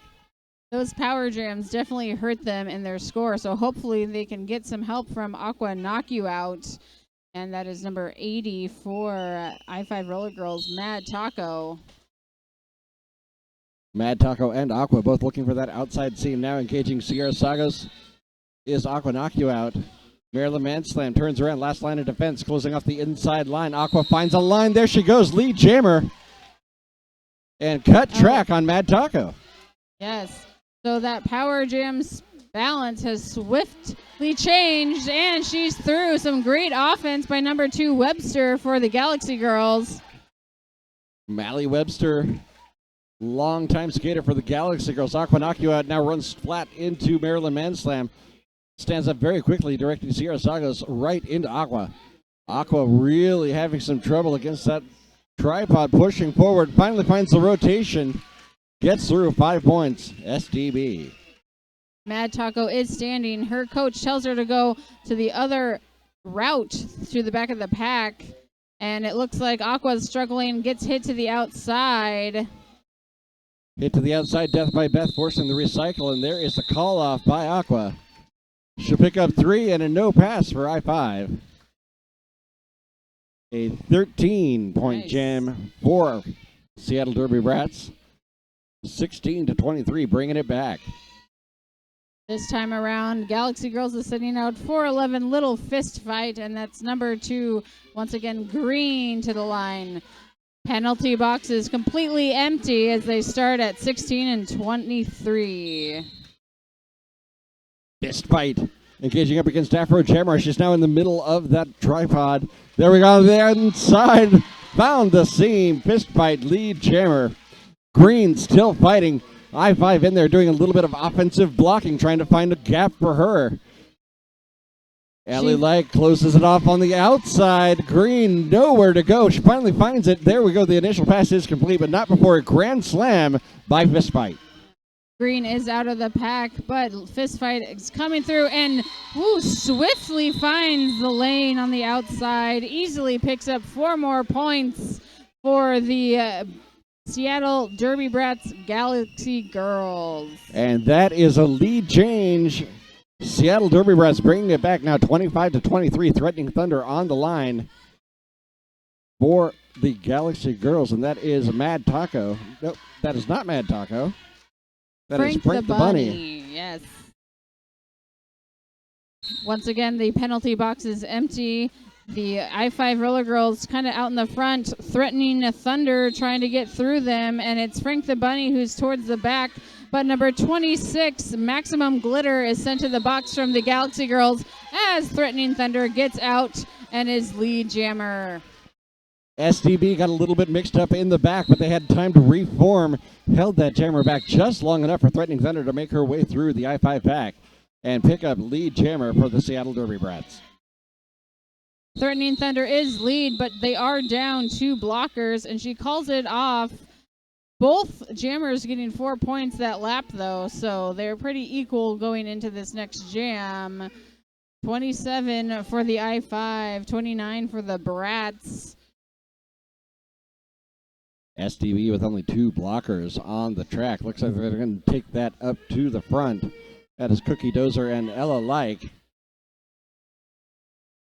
Maya Sagos and Afro Chamorai, the blockers for I-5. Oh, nicely done by Aqua, knock you out. That juke move just threw the I-5 wall wrong direction. Lead jammer, SDB. She's definitely having some difficulty in turn 1. That's some great advantage for the Galaxy girls by far, and it looks like they have their trifecta of blockers holding back Threatening Thunder, but she gets a cutting of the track and has to do almost the whole track to get to the penalty box. So Ella Phobia is the only one with the star on the track, and she passes it actually to number 1, Benkin. Afro Chamorai running independence interference hits into Cookie Dozer, but Death by Beth, the jammer for I-5. Finally finding a way through. That initial pass is complete. A power jam on the track. Looks like less than 10 seconds left on that. Death by Beth now on a scoring pass. I-5 getting in there, mixing things up. Ella Like trying to throw it on defense. Front line. Cookie Dozer, last line of defense. Looks like they're reforming up front. And 5 points in the sky for I-5. Looks like Aqua is back on the track. She did get points, so she is helping out her team. Right now they're at 5-5 each this jam. She's crashed into a trifecta of I-5 roller girls, so she's getting at least a couple points that round. That she is. Looks like she got recycled way back. 2 blockers for Galaxy girls. Running a little interference. There we go. Got Ms. Zagos a little bit turned around. That'll be 4 points in the sky for Seattle Derby Brats. Another 4 in the sky for I-5. So an advantage for I-5. 13-9, 40-38. Another lead change. I think we're going to see this a couple times here or there in this matchup. As we go into the next jam, Galaxy girls are down 2 blockers once again, and it looks like they are sending out 4-11 little fist fight. Fist fight, going to talk things over with their blockers. Looks like we are currently on a timeout called by Galaxy.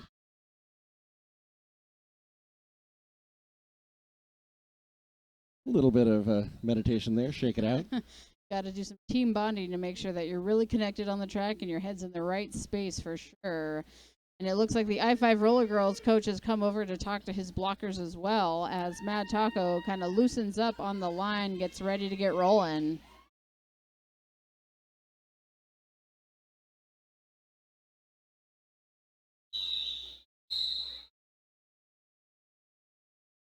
Maximum glitter out there on the track, replacing one of the blockers right there at the last minute. So it's fist fight jamming for SDB Mad Taco for I-5. 4-2 advantage in the pack for the girls in white. That is the I-5 Roller Girls.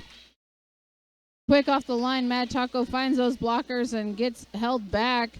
Fist fight up in front, but in a mesh of blockers, and she is lead. Lead jammer in not a good situation for the Seattle Derby Brats. They've only got 1 blocker on the track right now. Cookie Dozer coming in, but not able to get in there. Can she get in position? No. So only 1 blocker to beat on that pass for Mad Taco. Even though the blocker advantage had definitely changed out there, it looks like the jammers are staying in relatively good pace with each other as Fist Fight takes the apex at the 3 and 4. Mad Taco finding it on the outside, so they're relatively matched this jam. That they are. Lovely jump there by Fist Fight, jumping over the hip of Green, who was in a great position for that hit. Getting 4 more points. Fist fight calls off the jam. Fist fight calls it off. 1 jet blocker each in the box. So 3-3. And you know, with tripods, 3-3 is, I mean, that's almost as bad as everybody on the track. That's great. Definitely some nice tripods happening on both these teams, and it looks like all the jammers are definitely trying to figure out how they get through these relatively good jamming. And that's going to be Frank the Bunny and Threatening the Thunder. Threatening Thunder finds that line. She's looking for the inside. No, it's I-5 out first. Afro Jamurai holding back Threatening Thunder, giving advantage to I-5. Threatening Thunder hit to the outside at turn 1. So is Frank the Bunny. She is trying to find that pocket, and she's able to get through as the Galaxy Girl blockers are broken up.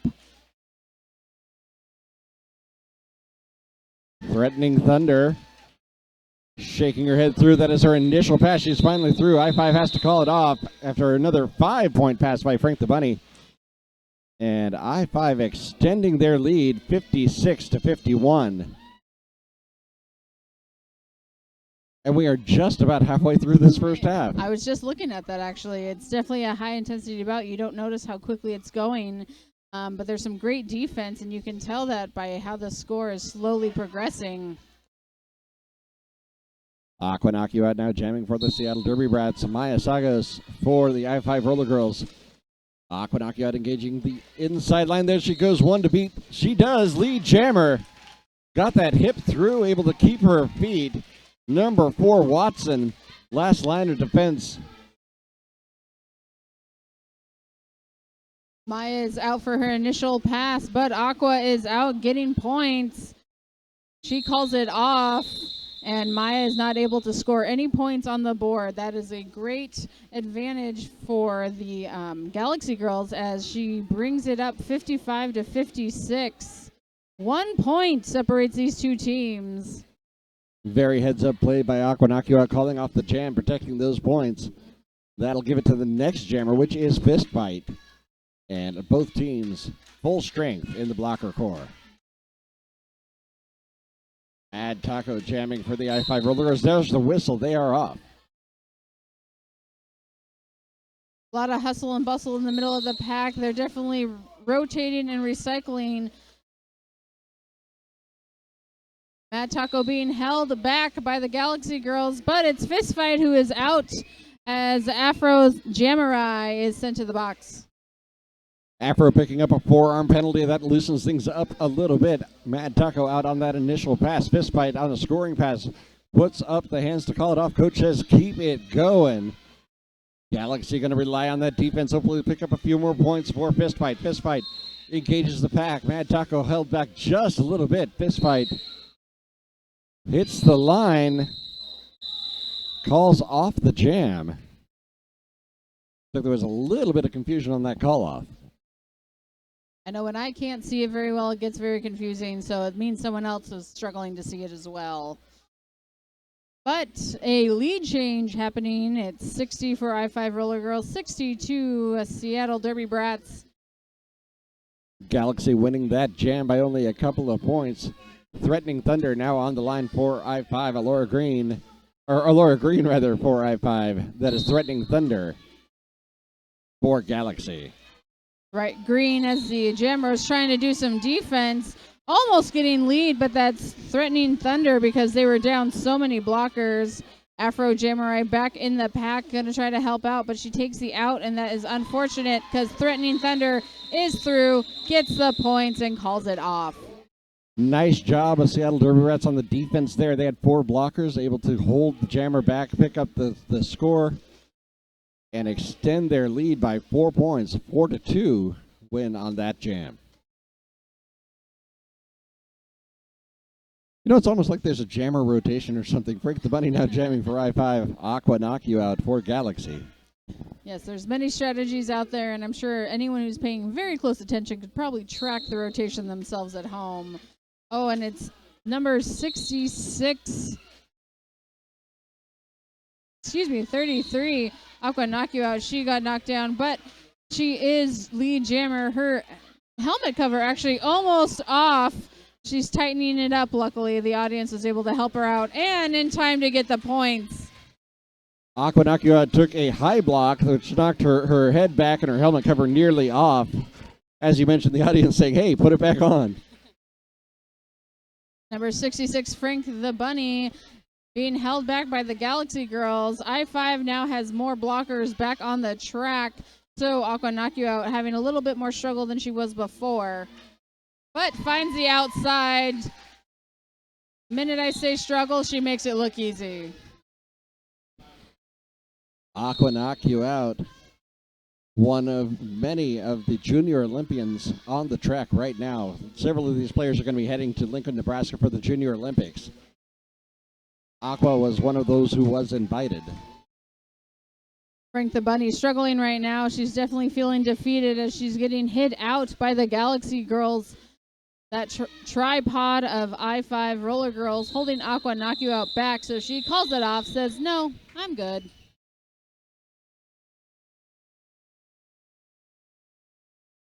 And Aquanacua getting 18 points at Jam. Frank the Bunny did get 4.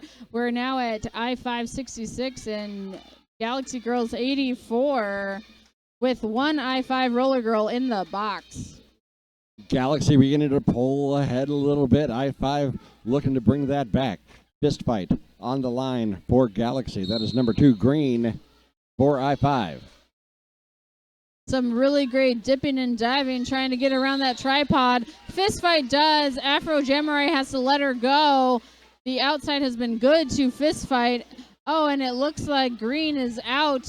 She is not lead, of course, and it looks like fist fight is making it pretty easy and calls it off just as her hips pass Afro Jamurai. Afro Jamurai doing a great job at last line of defense. Held her back not quite long enough. Fist fight calling off the jam. 88-66, about 10.5 minutes left in this first half. Maya Sagos on the line for I-5. Aquanacua out for the Galaxy Girls. 4-3 advantage. I-5 in the pack. 5 seconds until the jam.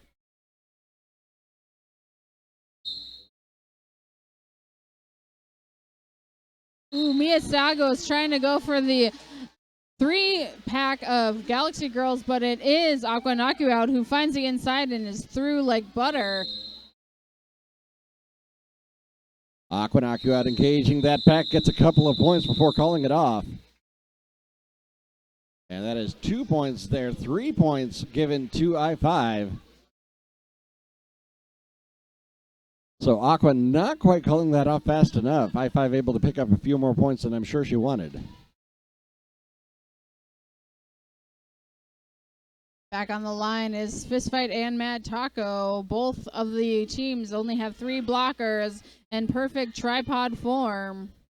They do, and they're starting up against that other line. Yeah, I think I heard it was once called the pivot line. Oh, nicely done by Fistfight. Found that outside line, skated right on by that tripod. And a forearm call on I-5. That's going to be a power jam for Fistfight, and she is turning on the afterburners.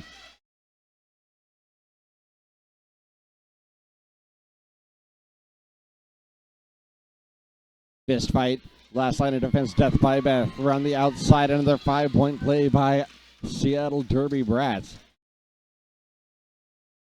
There we go, 4 blockers now for I-5. They're going to pull a little bit of aggressive offense. Fist fight up there, death by Beth. Last line of defense, not able to hold her back. Another 5 in the sky for fist fight. Mad Taco now out of the box. Fistfight giving her a little gentle push as she tries to get through the outside. Mad Taco through the pack and a jumble of blockers not all together. Fistfight calls it off, says, I'm over this. She'd gotten all 4. I think she was counting in her head, decided that's enough. That's a skilled jammer when you can do that. You can say, I got your point and your point and your point. And now I'm done.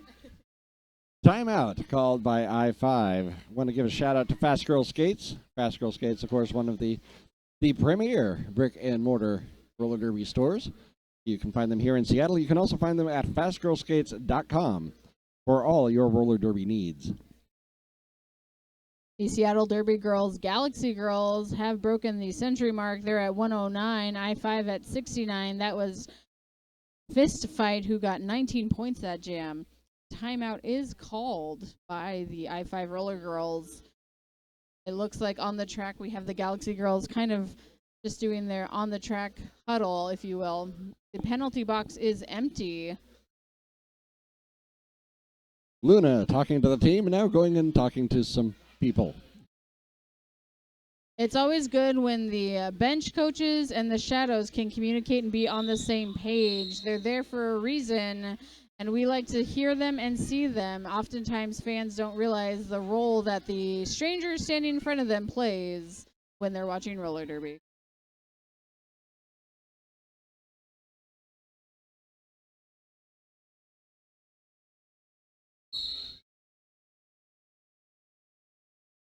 .113 Snow Fright is on the line for Galaxy Girls, and she's lead first time as jammer tonight, and that's Phobia in white wearing the star for I-5. Allophobia being held back. There we go. Afro Jammer, last line of defense for SDB. 5 in the sky for SDB. Nice hit by Allophobia. There she goes, not able to get that cut track. One was down, one was out, all fair. And Allophobia not cutting, jumping the apex. She landed it on a fall, but she's still up and going. Ooh, and Snow Fright calling it off. That was definitely a high energy jam for those jammers. Lots of speed. It's always refreshing when we can see roller derby going fast once again. You never know what it's going to be like when they try to speed it up. We're so used to a slow, steady pack or slow and steady tripods, as I-5 and Galaxy Girls are prepped to do. It's Death by Beth and Threatening Thunder. Threatening Thunder almost jumped the whistle there, able to keep those feet back. Engages against that I-5 wall. Looking for left and right lateral movement. There she goes. Death by... Oh, nicely done by Mad Taco. Threatening Thunder trying to stay to the center of the track, looking for that line. Finds it in and... Oh, a cut track call, but it wasn't on the jammer. Lead jammer, SDB. That took about 25 seconds to get a lead jammer established, and a little easy for Threatening Thunder when they've got two blockers on the track, excuse me. Threatening Thunder going up against the white blocker. She takes a fall in turn 2. Death by Beth trying to recycle and reapply some jamming skills, but it's Threatening Thunder who gets 5 more points for the Galaxy Girls. 5 more for the Galaxy Girls. I-5 trying to set up. Get a little bit split up into the pack. Out the front is Threatening Thunder. Nice try to hit there. Last line of defense. But another 5 in the sky. As Galaxy Girls just shutting down the I-5 jammer. Death by Beth not putting any on the board, but Threatening Thunder getting 16, spreading out that lead. I-5 at 73. Galaxy Girls at 134. But as we've seen over the years with these two teams, even a lead that big is not enough. Not in roller derby by any means. Aquanacua taking a little bit of a step back. She likes to get some speed up before engaging that pack. Well, it can't hurt her because it hasn't been ineffective by any means so far. She does take a tumble and falls down, but she powers through as Green still finds herself held back by the Galaxy Girls as Aqua comes up to the back of the pack. Penalty call, 1 blocker down for Galaxy Girls. Green still trying to work on that wall. Looking for the inside, nothing doing. Tries to follow her team around the outside. She's directing traffic, but right there at the front. Plenty of distance for Green. And that might... No, I didn't see the signal, but that ref was getting a little bit upset, and that is 2 penalties on that blocker. So Cookie Doughs are going to go sit down for a full minute. as she did not hear the forearm call. Aquanet having been sitting in the penalty box, now standing. Green getting a chance to make some effort. We're going to go for the full 2 minutes. Green getting a break as she gets to the last line of defense, number 60, Sultan Caramel. Both jammers out of the box. And Green getting by. Aqua being held up by the I-5 Roller Girls, but never stopped. Watson and Manslam tried to put that together. Aquanakua just barely getting the advantage of speed before they were able to close that down. And there she is again, bouncing off blockers on the inside line.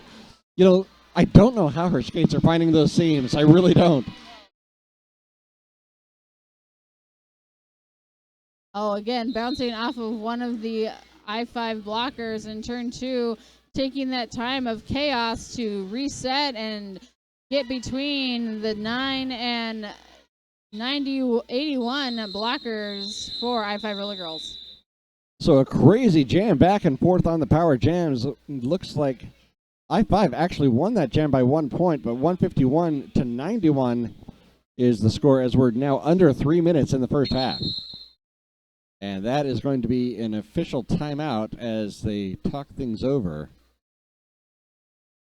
Like the I-5 coach coming out talking things over with the refs. I haven't seen the signal for an official review yet.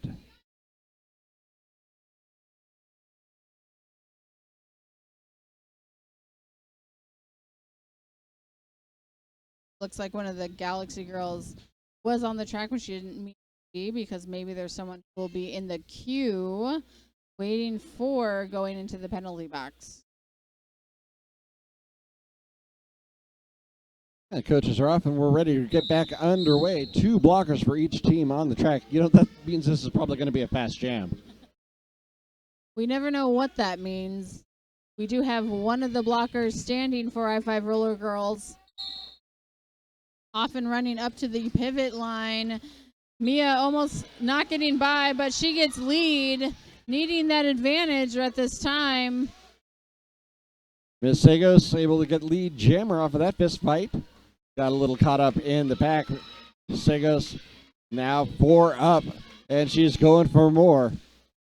I-5 with the advantage in the pack now. Fist fight engages up against Afro Gemini. That gives time for the rest of the team to get back up front. They're falling as fast as they can. Afro back up there with a little hip bump. 4 in the sky for Galaxy, but 5 up for Maya Sagos.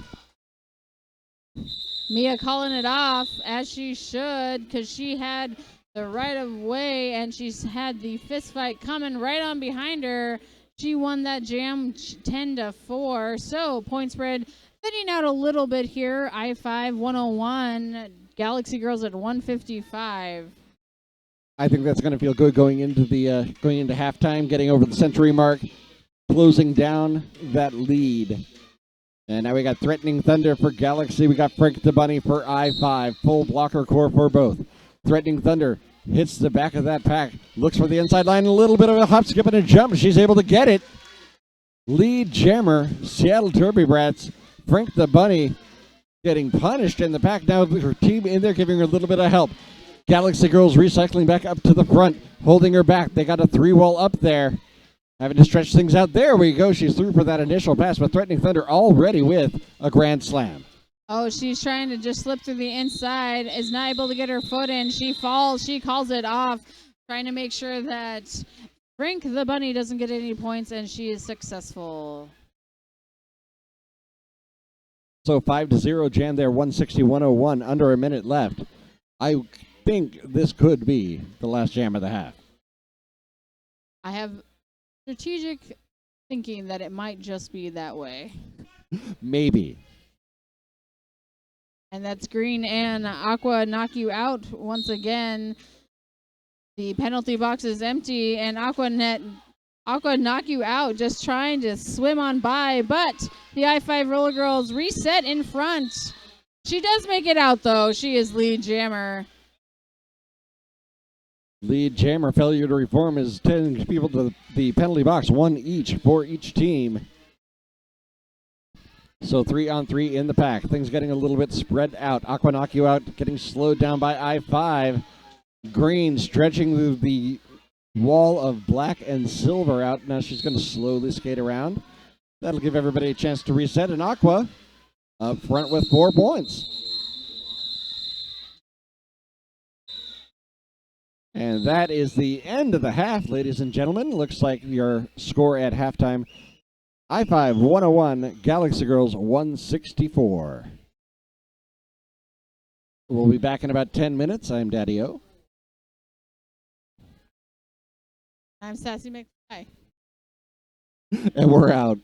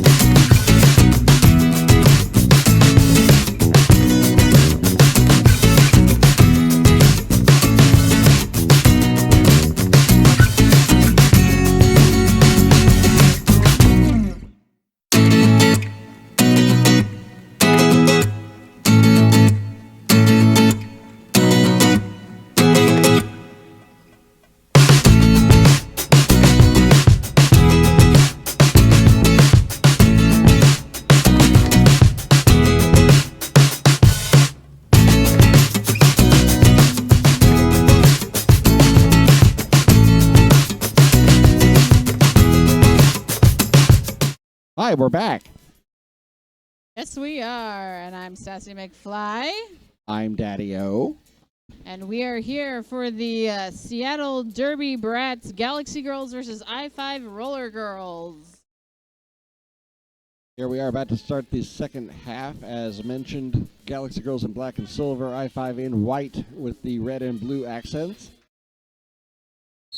We're starting this half with 2 I-5 blockers in the box, 1 Galaxy Girl in the box, and it looks like 113 Snow Fright is the jammer for the Galaxy Girls, but it's Frank the Bunny for I-5 Roller Girls who is out in lead jammer. Snow Fright having a little bit of trouble with Afro Jammer. Afro holding her back just long enough for the team to get up there. She's going to have to recycle. Frank the Bunny getting hit to the inside, having to go to the back of the pack. Out of play block had forced Snow Fright to recycle, but unfortunately the damage was already done. That's kind of one of those penalties. I'll take it.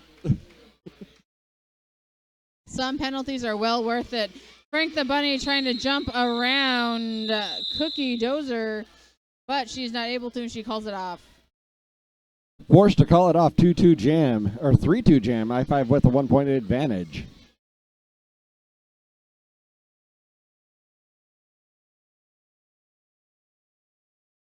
Right, and that is Fist Fight in black, and that is Ella Phobia in white. 3 blockers per team, 1 blocker standing. Fist Fight takes the inside line. Ella Phobia follows right behind her. Both blockers running into the pack. Oh, there we go. Around the outside.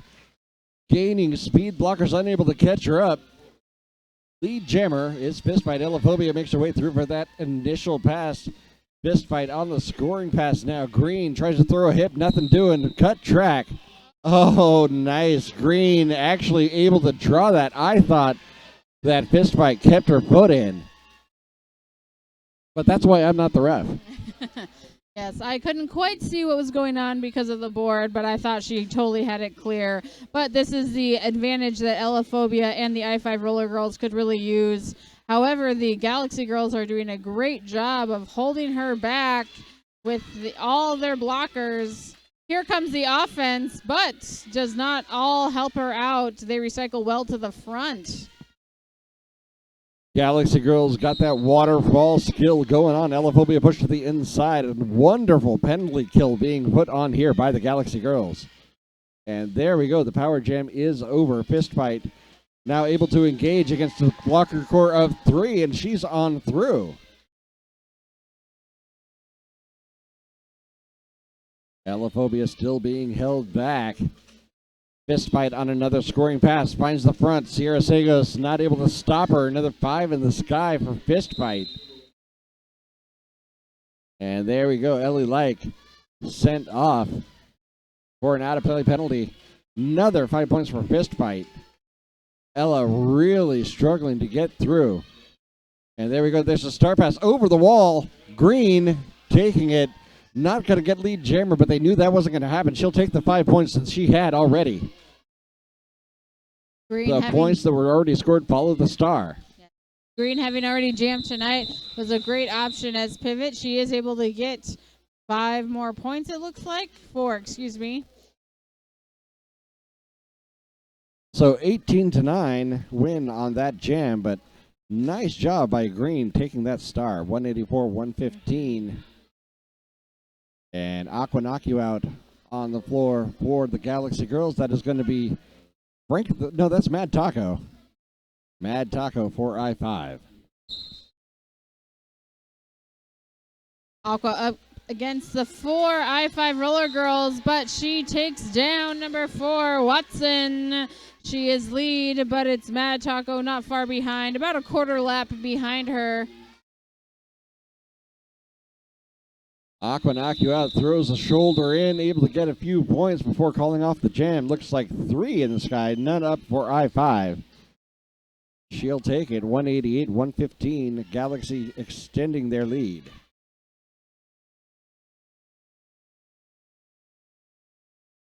Now we're going to have Threatening Thunder against Maya Sagos. Both Teams with 4 blockers in. Galaxy setting up all the way up by the pivot line.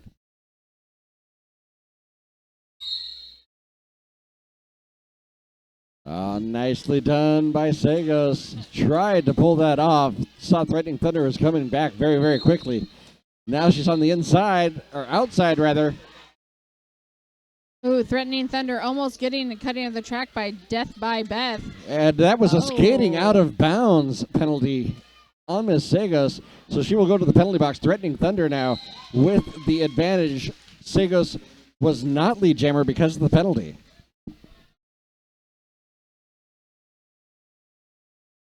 A not so passive offense from Galaxy Girls. They do try to help break up the barrier that is going to be waiting for Threatening Thunder. But she is fighting through and definitely tries to break through the holds.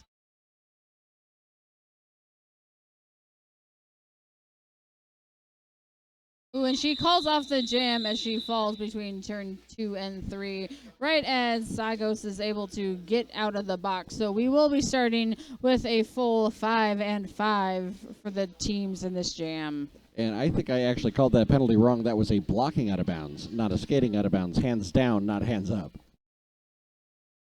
I will trust you on that one. I was not able to see how that went down. Now with a full 4 blockers for each team. They're starting closer to the jammer line. Fist fight up against the white blockers, and that's Frank the Bunny. Oh, and it works out for fist fight.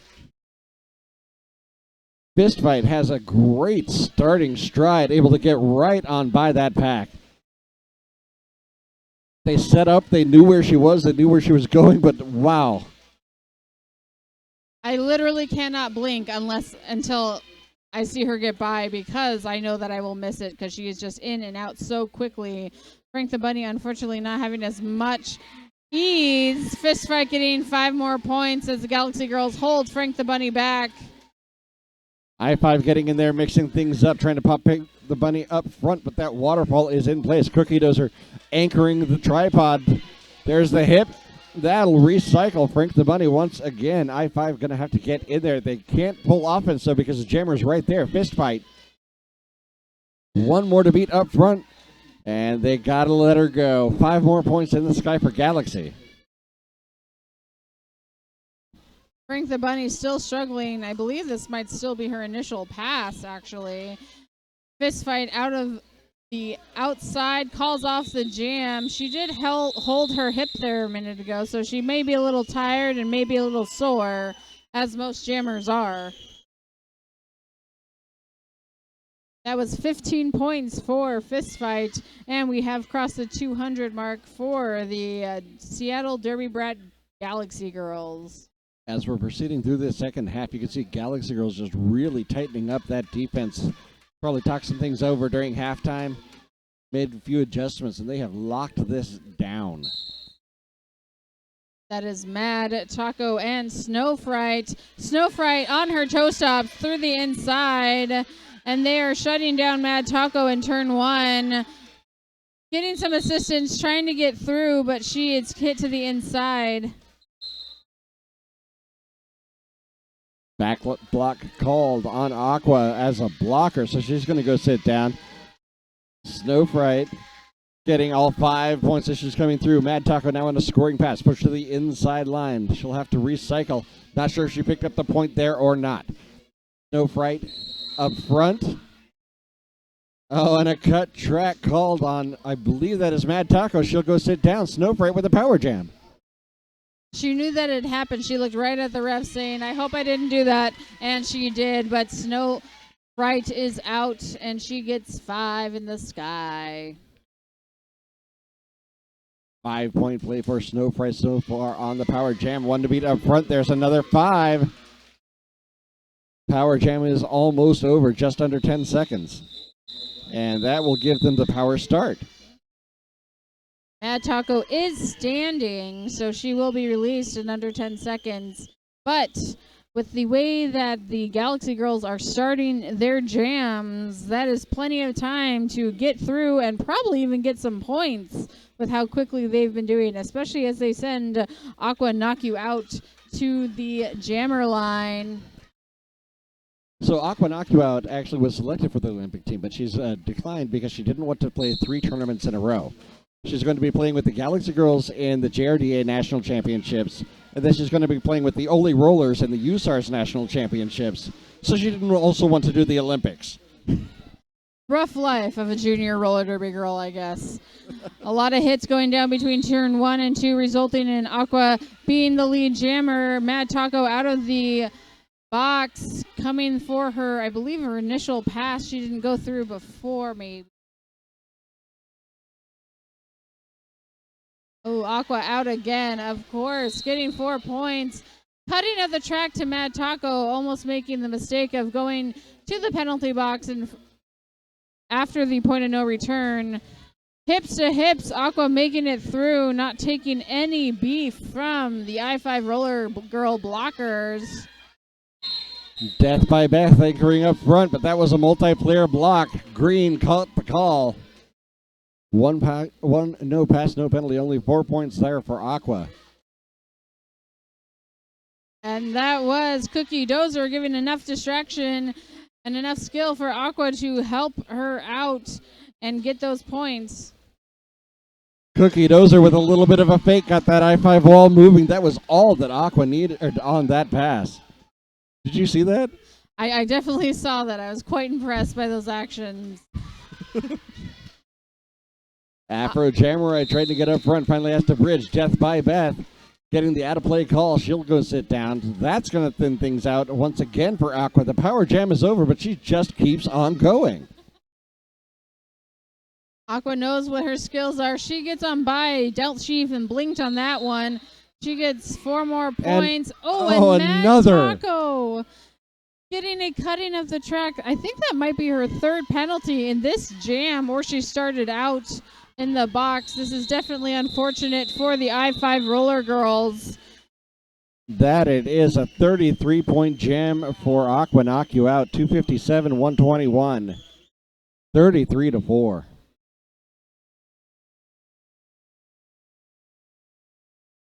That was probably one of the highest scoring jams I've ever seen in my derby time. The record for what I have seen is 43 points, but that was back during penalties were a minute.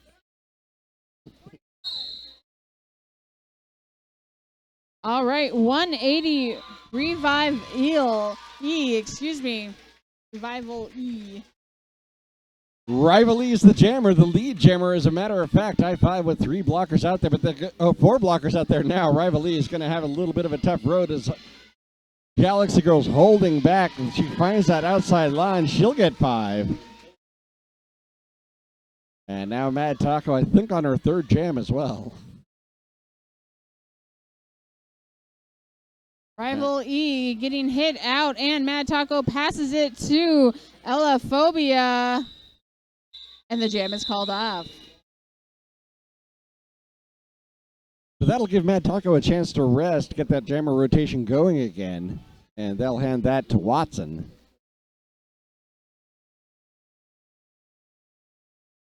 Watson gonna jam against Little Fist Fight.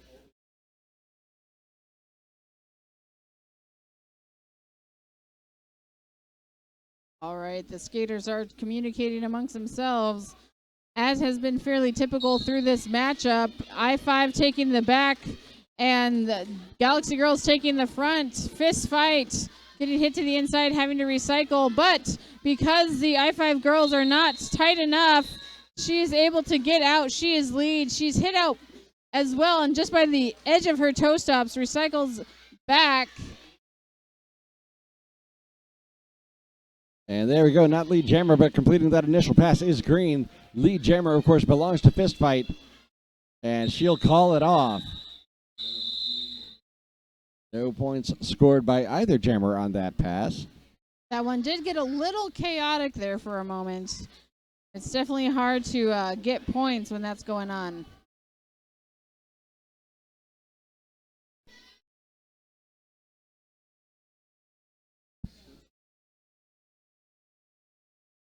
Elaphobia now on the line for the I-5 Roller Girls, and that is Threatening Thunder. And the black and silver of the Galaxy Girls. 4 3-pack advantage, I-5. Elophobia engaging that 3-wall up front. Threatening Thunder not able to find much purchase. Finally decides to just push everybody forward, keep that pack together. There we go, starting to get some separation between the two teams. A recycle by Galaxy. It gives Threatening Thunder just enough time to find the outside line. Lead jammer Galaxy Girls. Elophobia finding her way through the pack at that last bit of defense. Threatening Thunder is having to recycle backwards. Oh, but she jumps through and she makes it. Jumping over a few feet in the back, that's one way to get through. There we go, engaging once again that 4-wall. Oh, just barely. I wasn't sure on that one. She does stay in bounds and gets past the pack.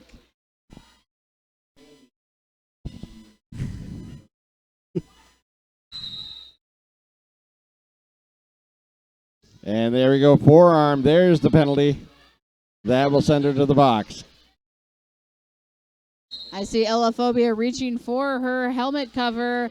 She's looking to Mad Taco to maybe get some help. She sees that Threatening Thunder has gone to the box, though. Threatening Thunder to the box, but she was also looking at Cookie Dozer up front, anchoring now a 3-wall. Mad Taco trying to get up there, do a screen.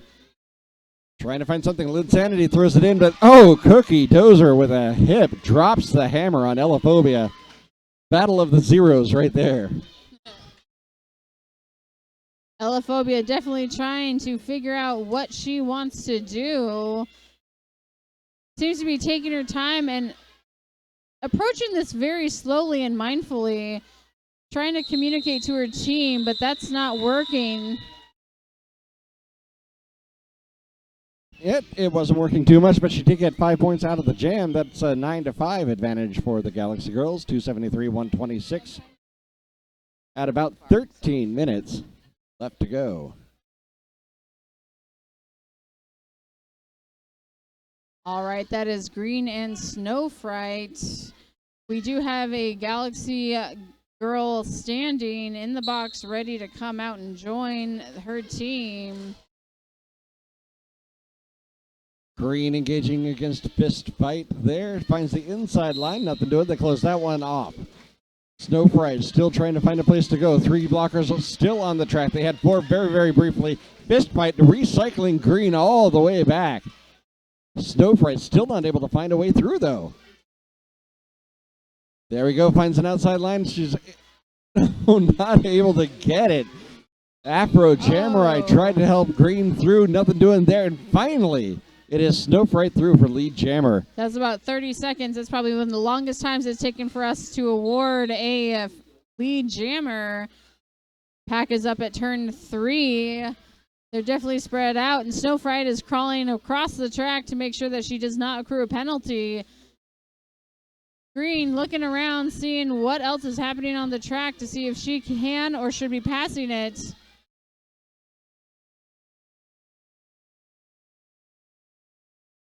That tripod the Galaxy Girls have able to put together, along with their waterfalling skills, they're just able to get up to the front and lock it down. Green having so much trouble getting through. Finally, on her initial pass is complete. Snow Fright, meanwhile, one more to beat. Oh, push to the outside, and Afro is standing right there saying, get up. One of those strategic strategies of you can't hit me while I'm down. Luckily, this isn't Renegade.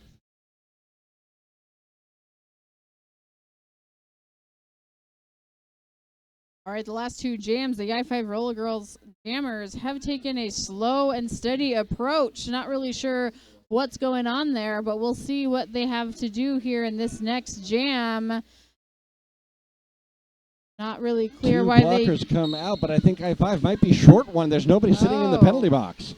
They've got 2 pivots, 3 blockers, and no one in the box. This is a hot mess of a jam for the I-5 Roller Girls. Frank the Bunny jumping around, but it's Aqua knock you out. She's ready, she's lead, and she's going to take over. Nicely done. Lovely footwork there by Frank the Bunny getting along that pass. 4 points in the sky for I-5. Aqua Knock You Out, meanwhile, doing a little bit of heavy duty. She'll get 4 of her own, and the jam continues on. Coming up to the I-5 rollers. Oh, some footwork just staying in bounds by Aqua Knock You Out. Frank the Bunny up against the crowd. She's also stepping around number 60, Assaultin' Carmel. Aqua Knock You Out getting 4 more points. Oh, and then a block to Frank the Bunny inside. Yes, and it just definitely looked like a hitting out of bounds. It looked like her foot actually nipped Frank the Bunny on the inside of the track. She might disagree, but we have a different point of view. Well, we do have some of the best seats in the house up here in the announcer booth, way up high, able to see the entire track, except for where the NSO's heads are.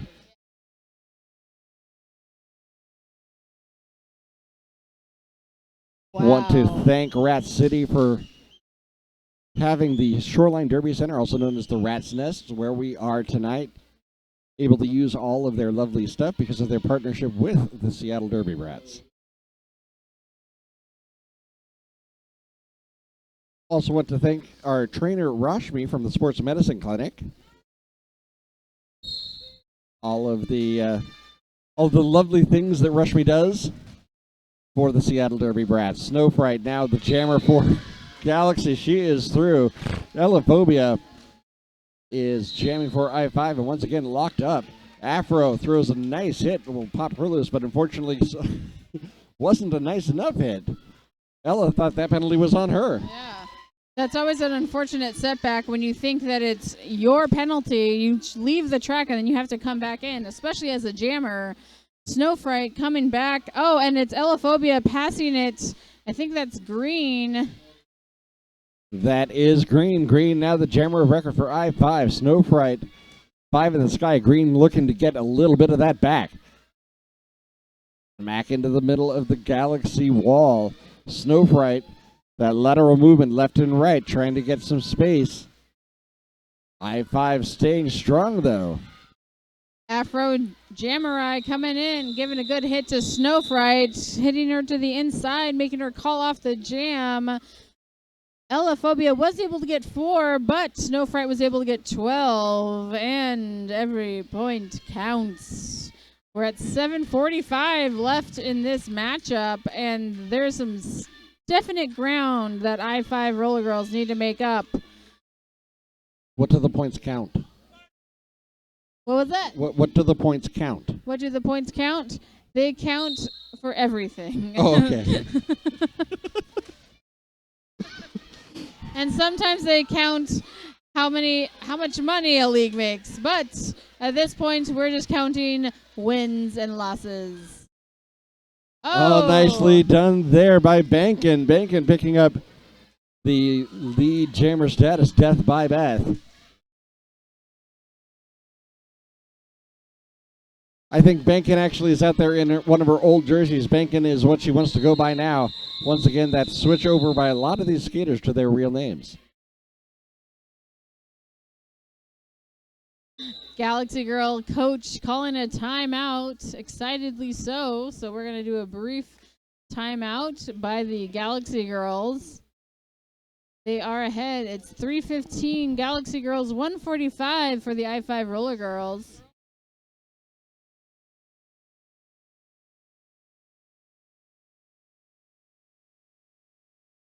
So, coming up here on June 18th and Sunday, June 19th, here at the Rat's Nest, the Northwest Junior Championships hosted by Rat City.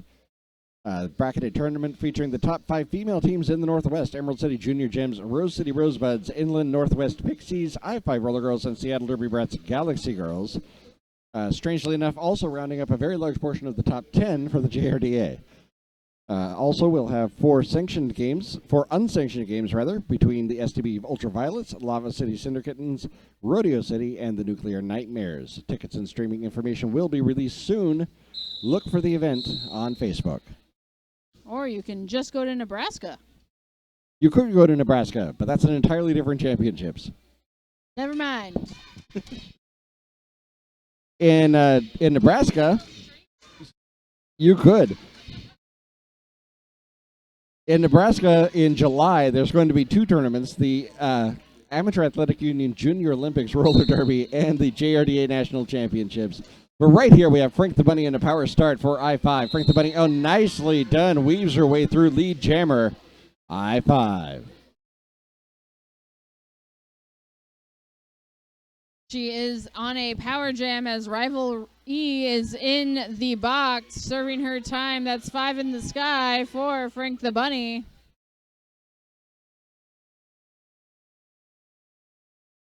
Frank the Bunny tries a little bit of outside in, nothing doing. Fist fight right there.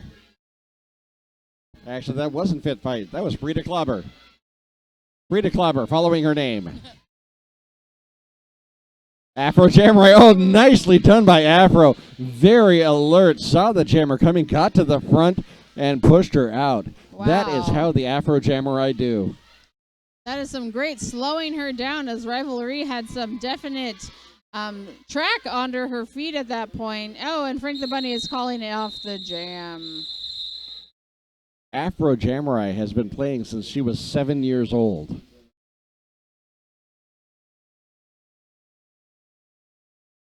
This just goes to show how amazing it is to have young, empowered women learning sports early on, and we should be doing this for all of our young students and youth. Look at all this teamwork, and they're definitely intimidating me and my skating abilities. They're coming. They are indeed. Fist fight and a nice little head juke, but nothing doing there. I-5 has caught on to that one. She'll recycle. And Elaphobia going for the push on the group there. Unfortunately, she's kind of slowed down in some of her efforts. She is using Mad Taco to help get around. Fist fight is lead jammer. I want to talk for a minute just what Fist fight did. Her team was doing their defense, but Fist fight was able to actually use her team as leverage to split the other pack.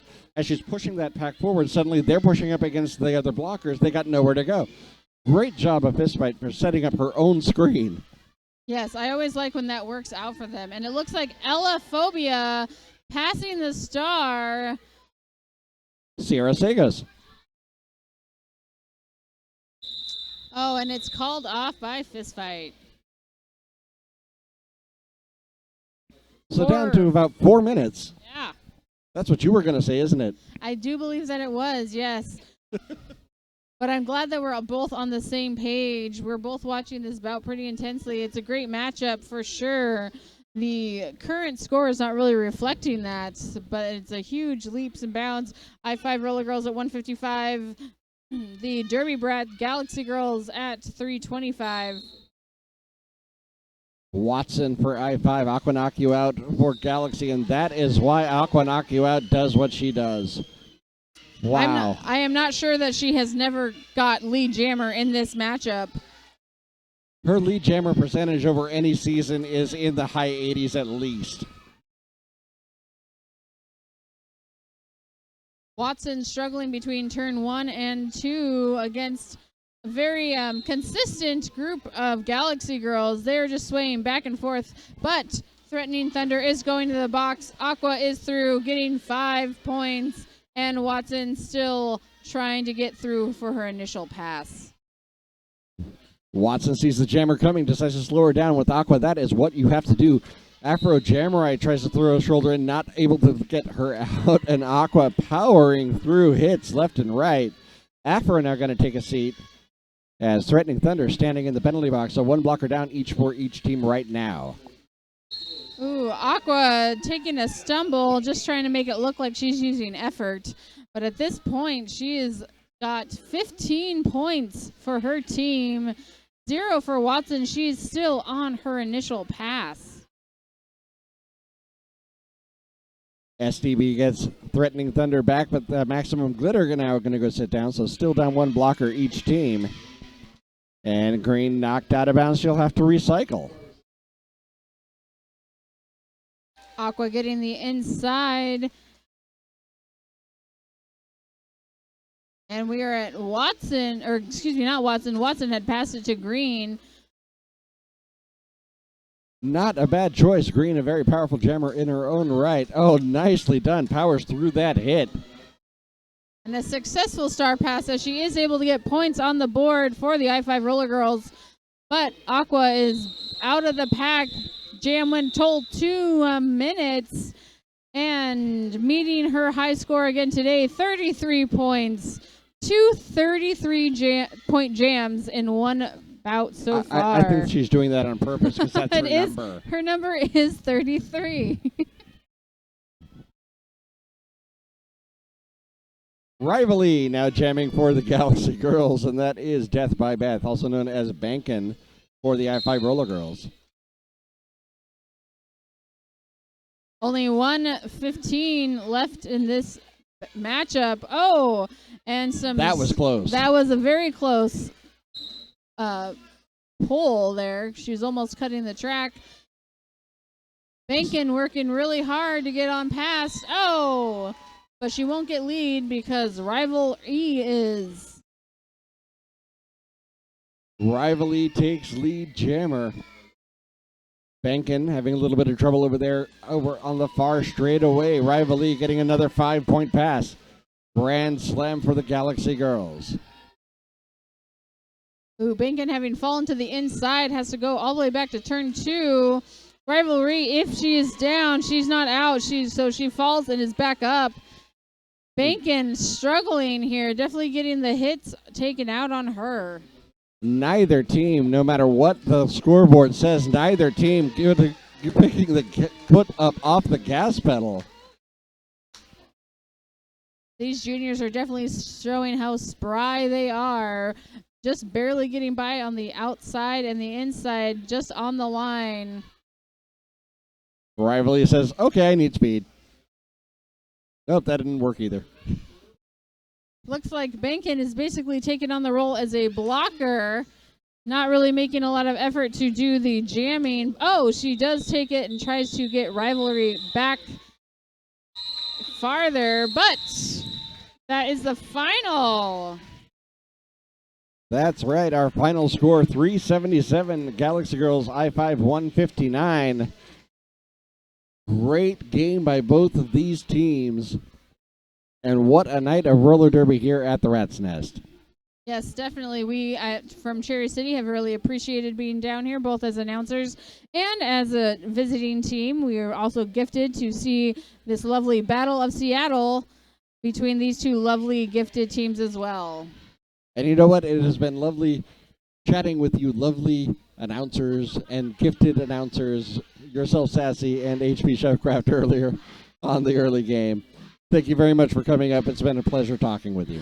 Thank you so much, Daddy-O. We are so appreciative, and everyone have a great night.